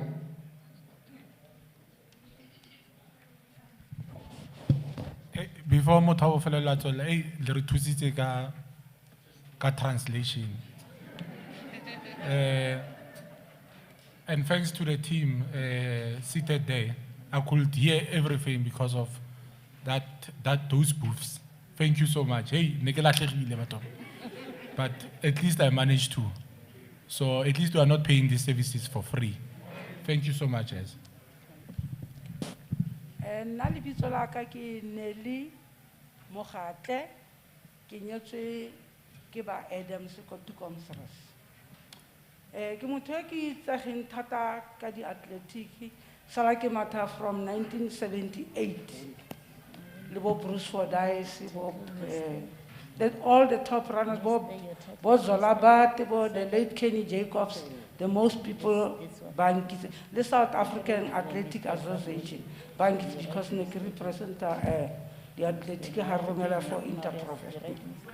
So, in trying to do some more because mona ka o tlhokafetse ka 2017 ne re ikemisetse go thusa batho setšhaba sa rona ka go ba coacha la bana yani ene modimo setse a tsamaile ga sa tlhola le temo botshelong jo bo ka kwana mara ke ntse ke utlwa botlhoko ka re stress ke dula mo go sone bana ba khona le batho ba rekisa di drugs ka re ke trip mo strateng sa ka batho ba rekisa di drugs ebile ke setse ke senyegetswe ke ngwana o mongwe ma ke ngwana na mama ke ngwana ke mama bona o tlhokafetse ke di orphaned o setse a tsene mo tseleng e tswile mo tseleng gone jaanong yana ke ntse ke gona le o mongwe wa moshimane o good for sports kore sa soccer na le branch ya soccer ona le because o tshameka le cricket ona le 2 gold tsa for cricket so le ne ke mona o tswa mo tseleng because mo a tsana sekolo teng ke ne ke biditswe ko sekolong ke ile hearing ya gage le no se tsa simolotse dio tse di tswile mo tseleng so ya no ke ntse ke utlwa botlhoko e le gore ke batla gore ke etse research ga kura after di kole di simola go etsa sports ke tsa memo dikolo mona ke etse research go thusa ma-teachere for bana ba ba ratang sports le ko ke re ke tla bua ko Methodist mo ke tsanang teng gore ke bue gore bana ba leng gore bana ba ba rata sports ba gole ba bone ba nthusa ka bone ke ba thuse ka ga sports go ba coacha so yani bothata jwa rona ga rena stadium go tukomosela totally le nna gone yana jana ke santse ke rata go itshidila go seng le di afternoon ke a tshaba because ke se khwafela se le gore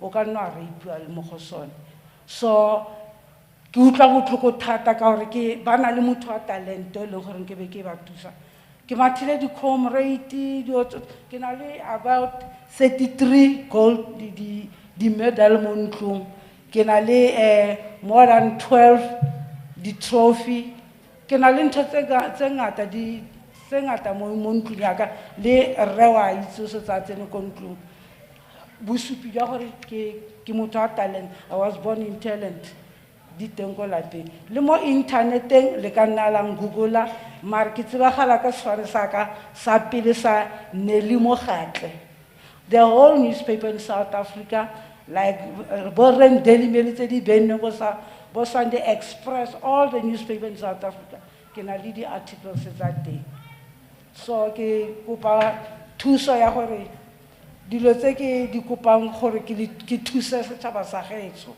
for bana ba ba tswile mo tseleng ba boele ba because ba tlhoka thuso ya rona gore re ba fe sports dio tse dintsi ke na le ngwana gape wa mosetsanyana wa la bona mama ga tlhokafetseng so ngwana o good lene ko mo library o rata go bala le tsatsi le letsatsi more than 10 abantu ba rata go tsena ko jarteng yaka ba batla and because o rata go bala le go teacher bana ba ba mara ona le 10 years mara le ko sekolong o botlhale ka mona so bana ba rata go tla ko ene o tla kry-a le gore mo mokhukhunyaneng o ke leng store room wa kwala ke ene blackboard jwa gage go teacher bana ba bangwe so dio tsa go nna yana ke kopa thuso mo government gore e re thusetse bana stadium e re thusetse library even le ko swimming pool o mongwe ona moshimane na ntse a tsamaya ko swimming pool ga ya kwa teng ko swimming pool ga tla matlho a red ene le bo setla ke re kante swimming pool a lona e jwana why le tla le ba setla le matlho ka re no there is something even the chemicals tse di tshelwa mo le batho ba ga ba mix di chemicals sentle ka re nkile ka bereka makgwa mangwe ba na le swimming pool mare le nna ne tlhola ke swima mo le bone mara azange ke bone matlho a ka nna red le ba gape ke ba mo setla mo teng so there is something se se leng ka mo ba se mixang ga se good or ha ba itse kore the physical something gore chemicals ba tshwantse ba e dirise ka fo after that utlwa gore e kwaletse ya kutlwa le gore e kwaletse yana bana a ba sana swimming pool no stadium library lo ne gape yalo So ke kopa thuso, nna ke teng ke tla thusa even a ke mind gore ko kae ko ke batlang teng go a go thusa teng kana ke a go thusa. Ra leboga. Ebile le ne ke tshwanetse ke be ke kry-ile 1982 ne ke kry-ile a bursary for go ya America for scholarship, so ke ga go tlhakatlhakana yaanong zola batse ke ena a kgonneng go tsamaya nna dio tsa ka di ile di a tlhakatlhakana a ka se tlhole ke kgona go ya for bursary yaka. Ke a ra leboga mama. Thank you, pa. I hope you hear Tene. It's one of our legends. And I know that there's a legend program that you are introducing, especially with regard to school sports.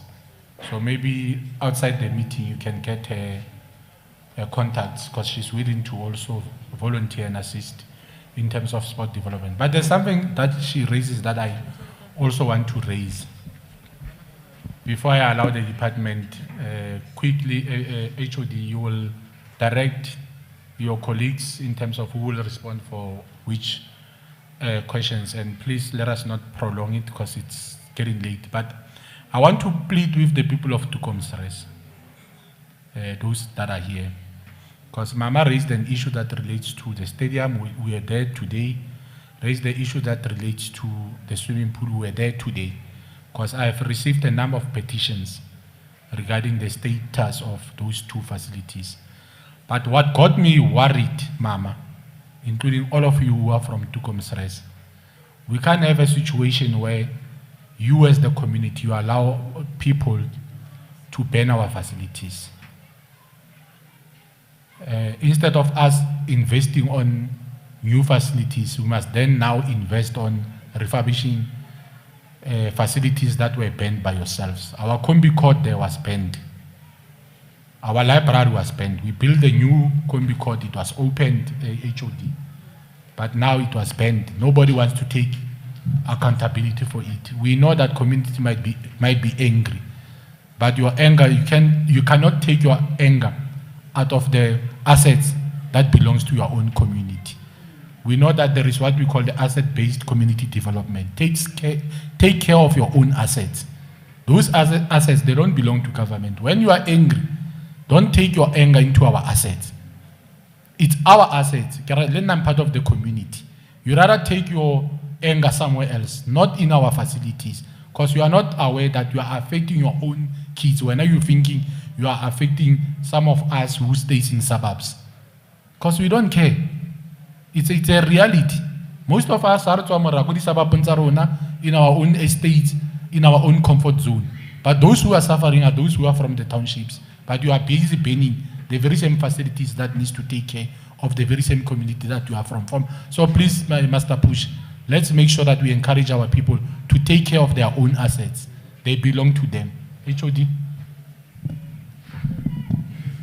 Thank you, Chairperson. I just want to thank the community and also the honorable members for the questions that they've asked. We will reflect on everything that was said here today as a department and provide a way forward as to how are we going to address the challenges that were raised. Nara just went out, but in terms of infrastructure, for Tukomsres that has been neglected and been vandalized, we will engage the municipality and assist them with their business plan so that we can then put up a case for the municipality infrastructure grant. Because in the MIG, there are funds that are ring-fenced specifically for sports facilities for the municipality. So we'll assist them in terms of developing a business case for the Tukomsres and also the swimming pool there.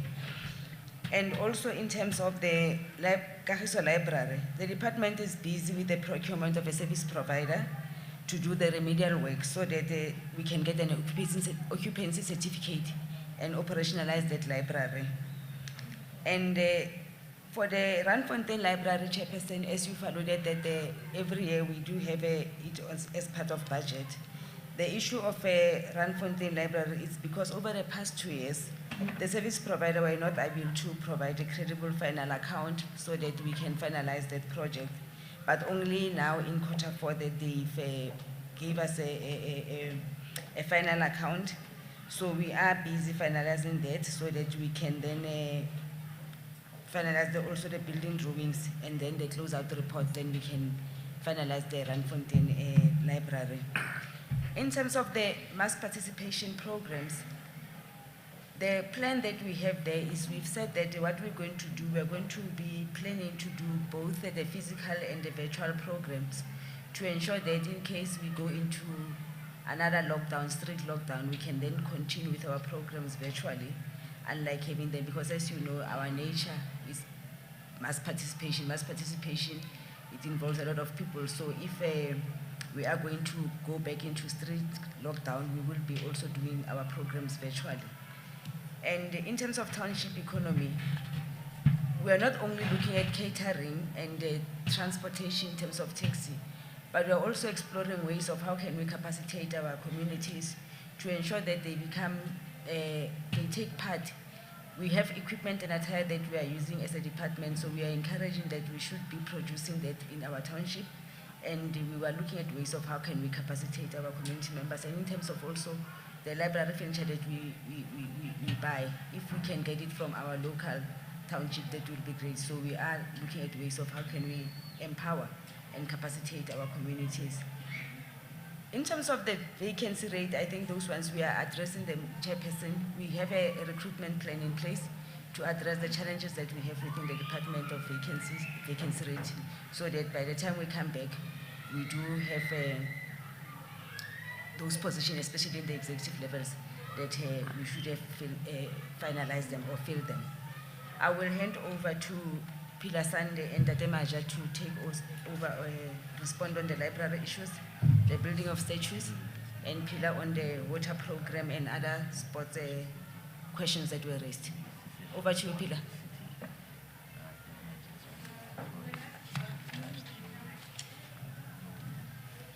Okay.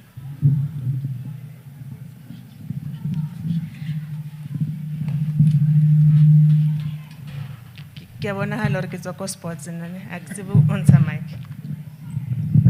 There we go. Dumelang, members of the portfolio, HOD, executives that are here, and community, our most important stakeholder. HOD has covered me around the issue, mass participation that was raised by the members. Let me first answer to the lady, Kagiso Memorial. Kagiso Memorial is free to the public. You are not supposed to be paying. There was, though, a public-private partnership that was done with the gym membership. So it's only for the gym membership that was a public-private partnership. However, there is no need for communities to pay. The manager of the recreation center is Ndate Emmanuel Mahesu. He reports to Ubobo Ndlaguza, who was presenting here earlier on.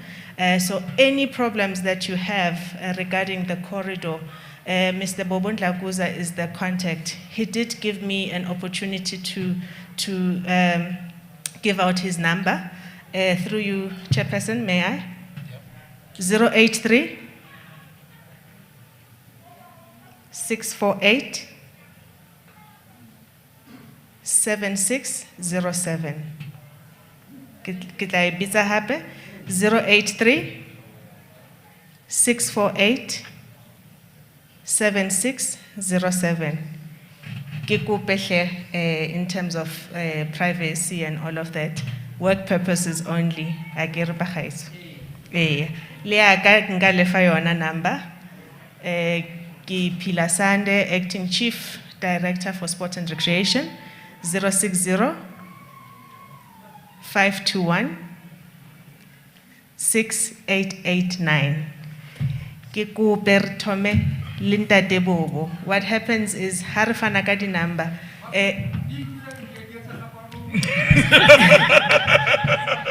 Akere re buile ra re work related papa mara ke 060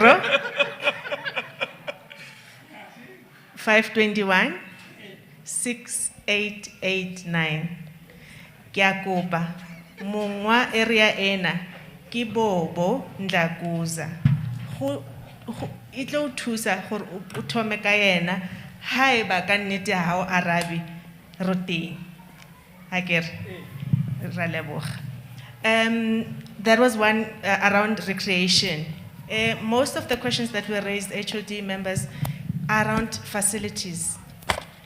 And we do have infrastructure, batla araba. However, I think through our IGR, HOD, re tla tshwanna go berekisana le municipality, gore some of these issues around access, gore batho ba tlohe from go Kagiso, ba ye go Buka, go Krugersdorp, we need to be sorting those issues out because it's ya hape ho lona, go tšheleteng ya lona, o namela taxi, o buka, ba o botse gore ai tsatsi leo le batlang ha leyo.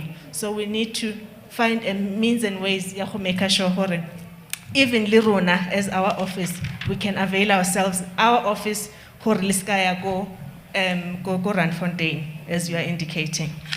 So we will continue to make sure gore these are things that we engage upon as remita le local government. The second one around, I think the EPWPs, the Redicrea guy and so forth. We are working on recruitment plan HOD abuileng ka yona, ya decentralization. Hore re ska advertiser ko head office, le compete le central, advertise local. So those are some of the things that we are doing. Hore ha re batla di coordinators, the school sports, what, risk advertiser, advertise local, so that re thole batho ba leng local. As you are indicating, most of you are experts, you've got the experiences, it's just that you are competing with the rest of Gauteng. Perhaps that's what is now kicking you out. So we are working on that, and I think HOD is going to make sure these are some of the things that we push upon to indicate re tsere batho ba kamo, ba berekela kamo. Consultation is also something that we need to tighten up together, Libobo. I think around, I think Mama indicated or sports council, Mara Harry Lisajilo, Harry consult. This is how white elephants are created. We want to, whereas it's not a need of the community. Nekikupa, just a little patience. Bobo ufitlile mo corridor officially, I think around February. So he is still conducting the stakeholder engagements. He is still trying to make sure we consult with all the relevant stakeholders, such that we know in this area, Sports Council is constituted of A, B, C, and D, and these are the contacts, so that Harvard Law is anything, it's with people, not without. So we are currently busy making sure, I think Limoni Lena, he is a people's person. Mararo make sure he's not only a people's person, we deliver also. In terms of the Learn to Swim program, we agree. Adio the facilities. However, this Learn to Swim program has been modified such that we start at the basics. Swimming is not our thing, I get. Mara, we want to make sure our children are safe, I get.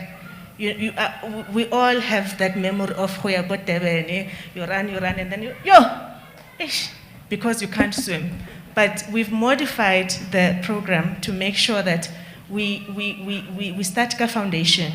So it's not only about being in pools, and we are now working together with Gauteng Department of Education to do it in schools, just for the knowledge first, how to do that.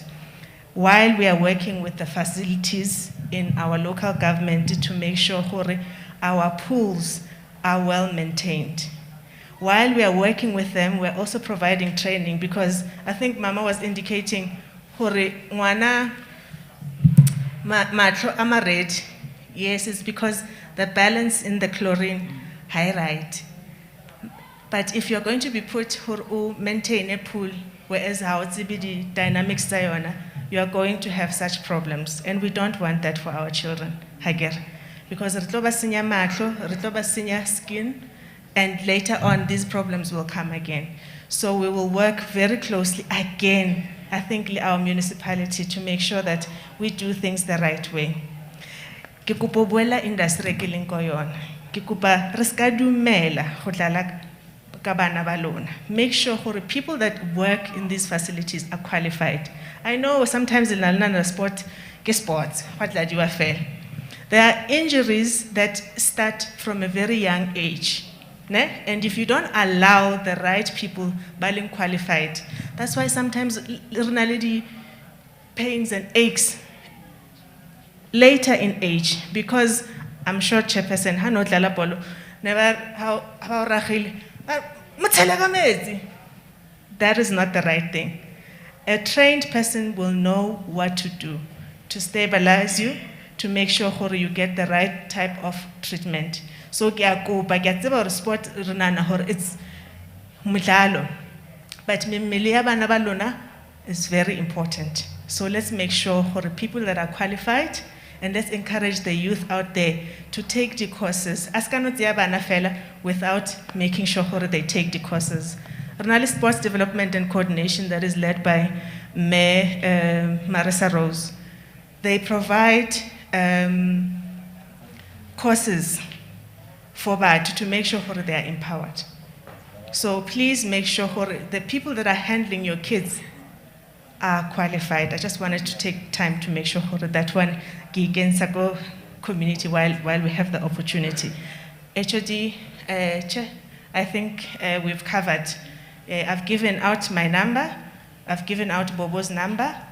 Please, colleagues, when you do have problems, Bobo will be able to handle the issues alone. Thank you.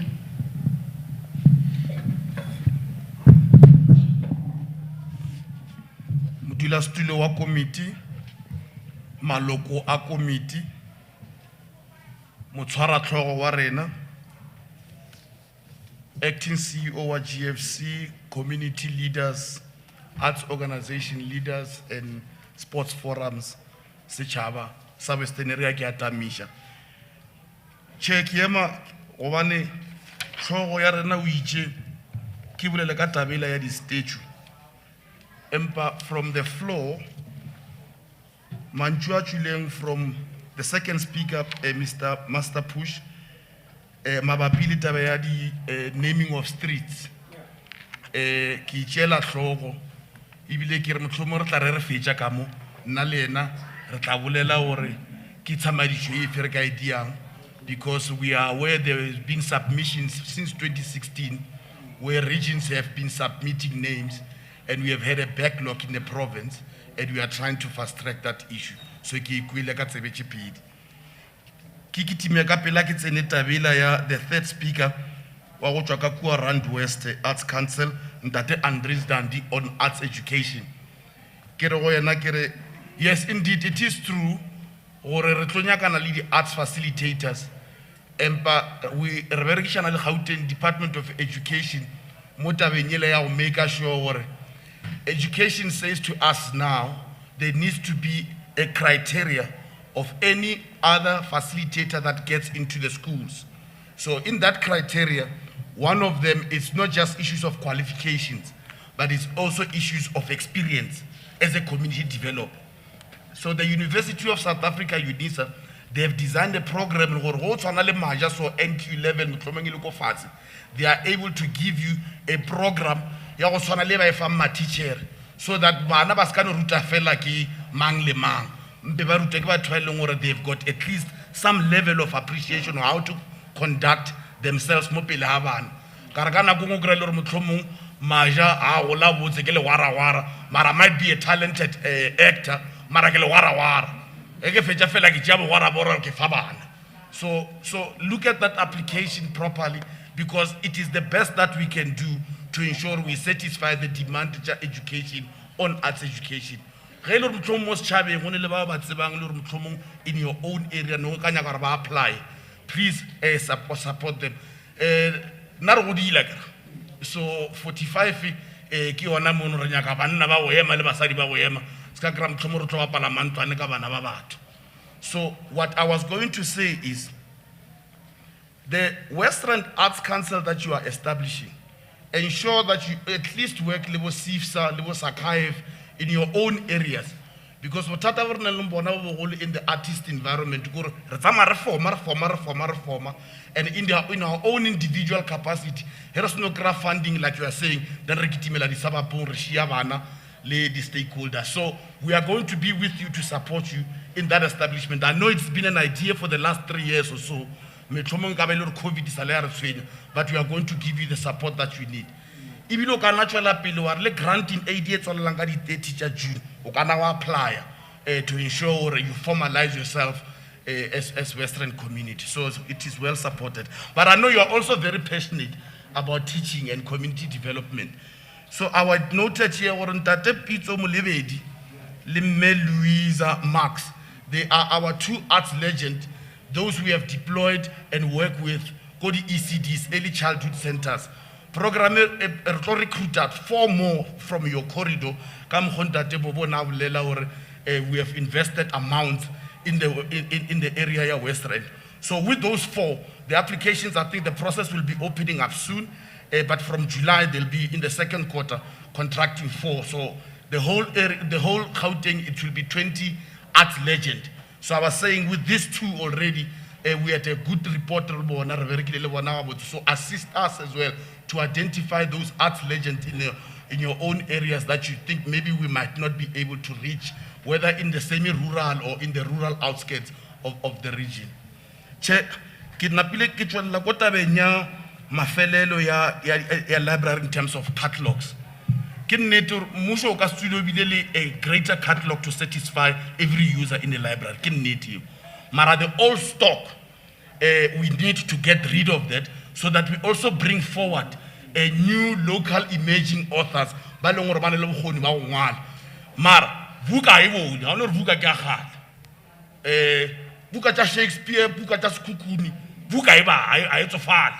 So hele mo we tlogela because ngwana mo santse a tla ithute knowledge e leng ka mona, because the book it's about development of knowledge and there's no new knowledge in life.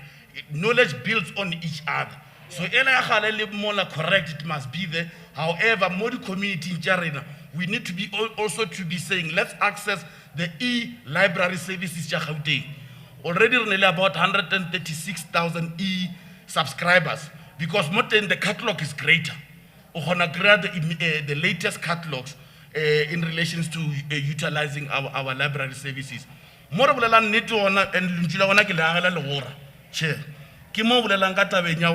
we need to transform how we buy and we procure books. That issue is well noted. I think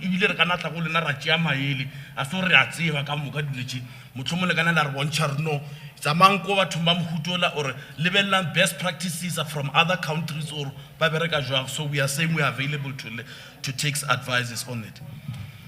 There was an issue issue the libraries then so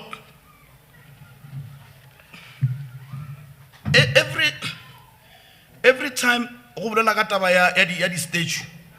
there's issues of the history of South Africa. And our mandate as the department is social cohesion and nation building.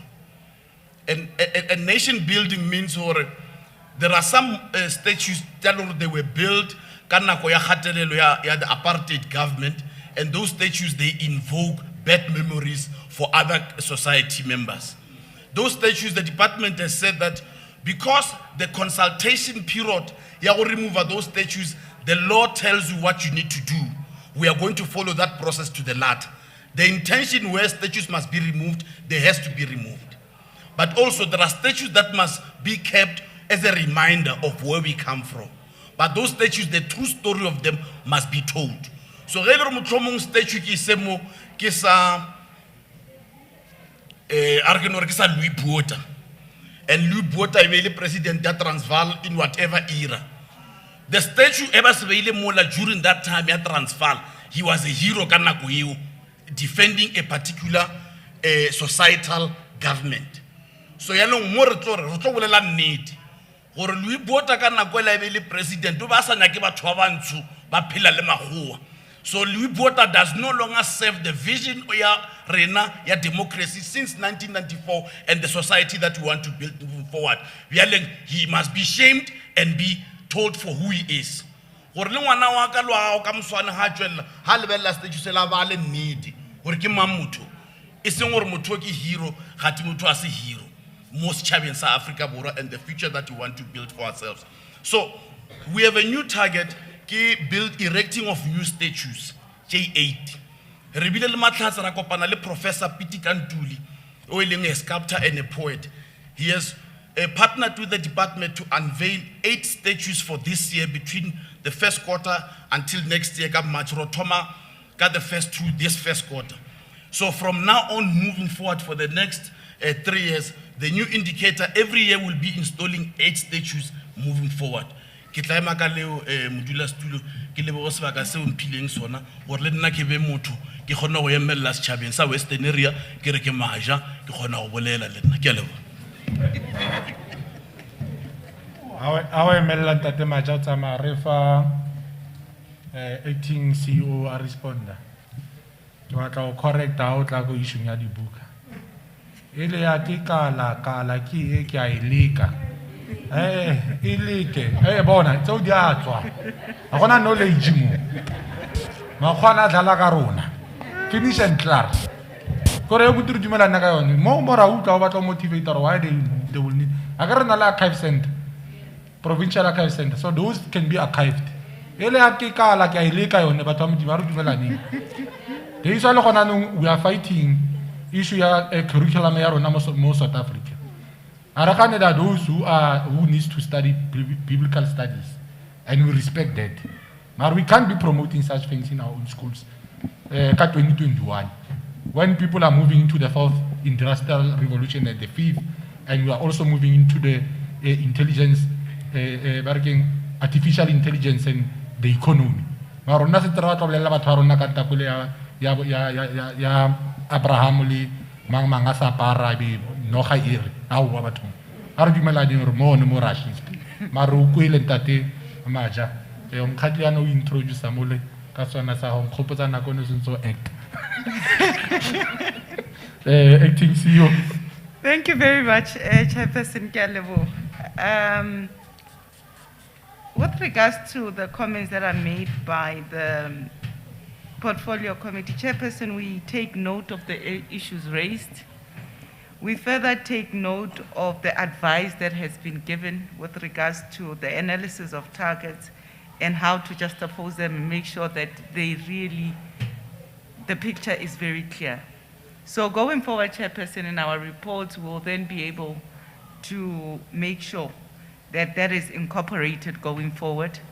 And with regards, Chairperson, to the issue of the permits that was raised passionately by you and as well as the community that is here today, Chairperson, we would like to indicate that with regards to the GFC, the process that takes place is we do help the various production companies with the registration. But once we have helped them with the paperwork, they go to the municipalities.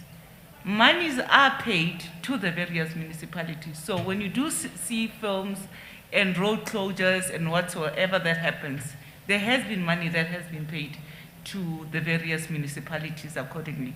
As GFC, we're also in a process of saying, as part of increasing our revenue, how can we access some of the funding that is paid to the municipality? Because currently we're doing the paperwork for free, and it's not benefiting us, and we're not able to build more and have much impact in the ground. So Chairperson, take note, or we are moving in that direction.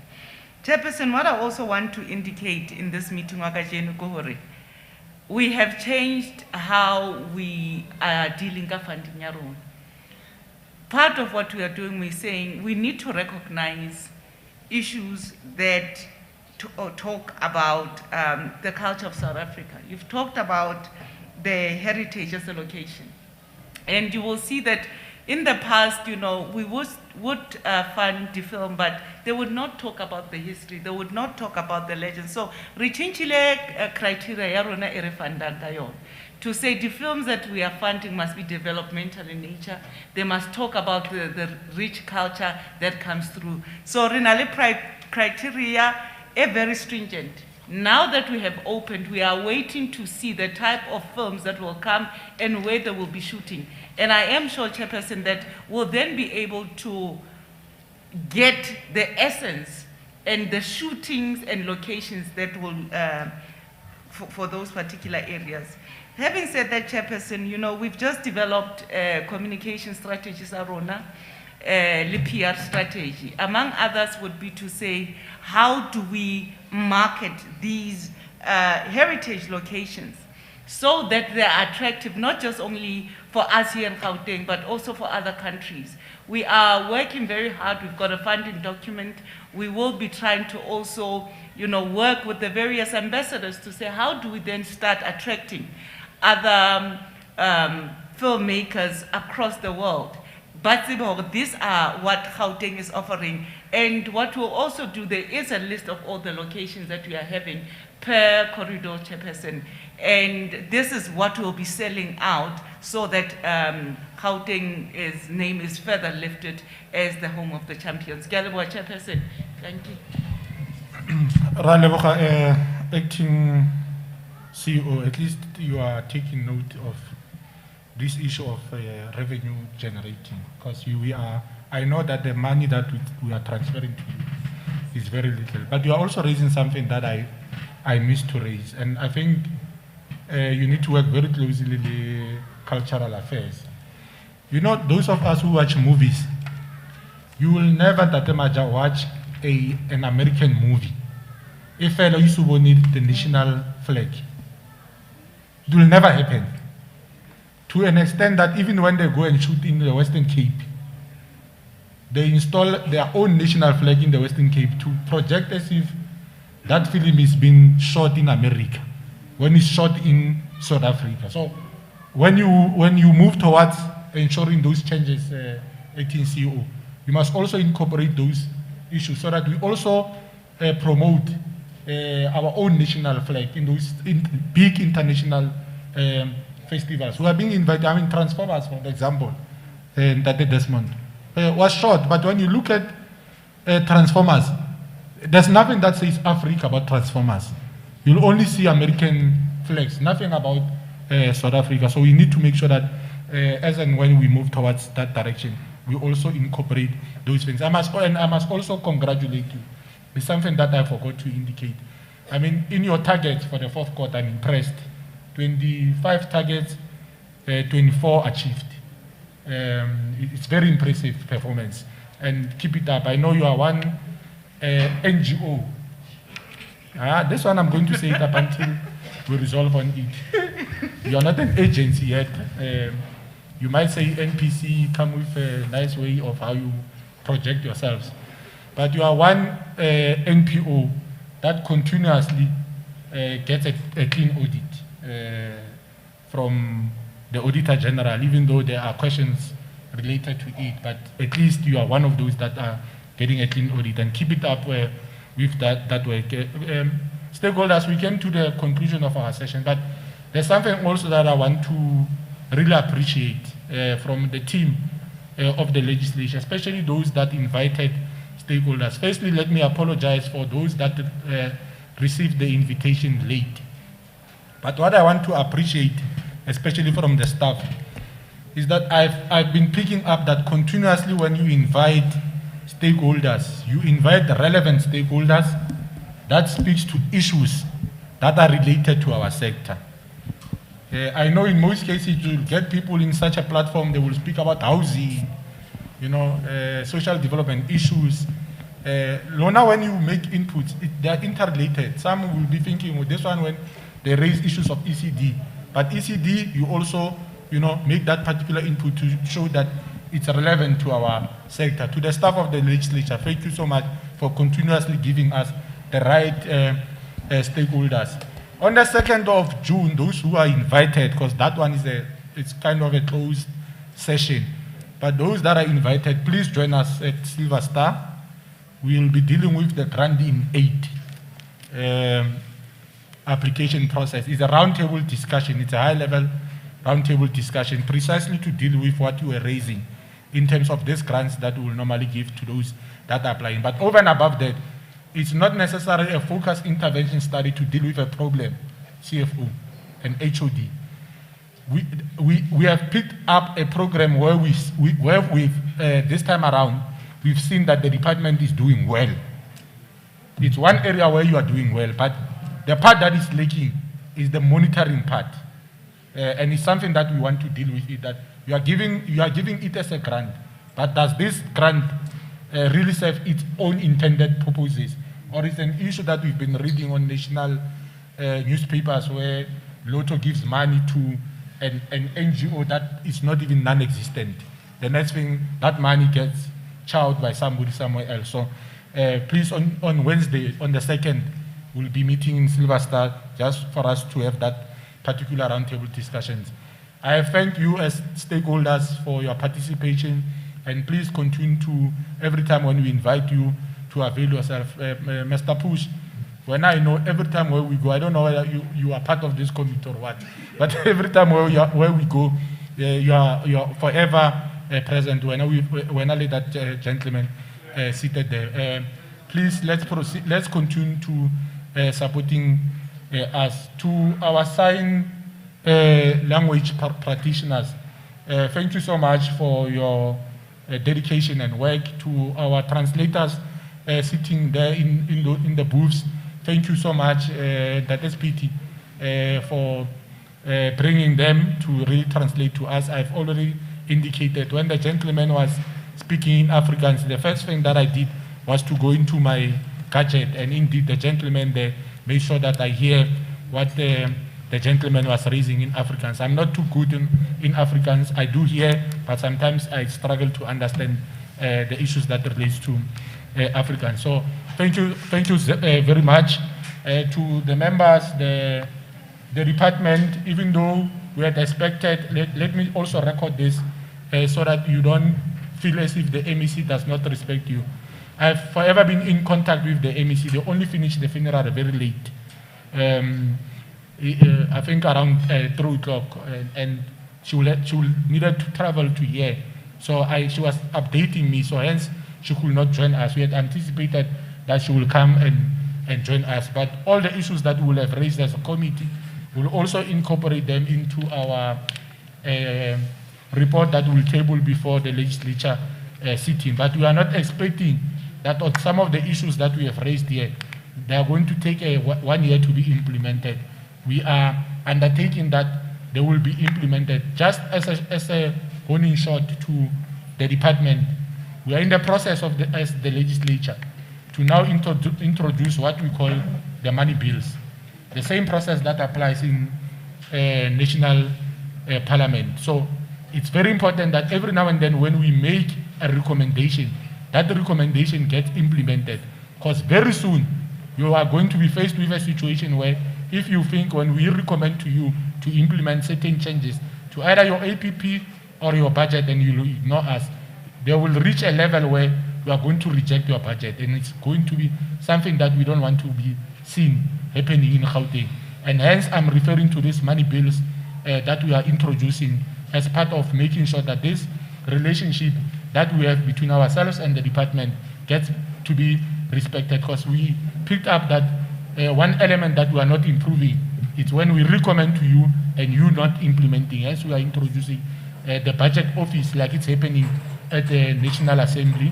Now it's cascading down to provinces. So it's high time that you need to take issues that we are raising with you very seriously so that we improve the lives of our people on the ground, because that's exactly why all of us, we are here for.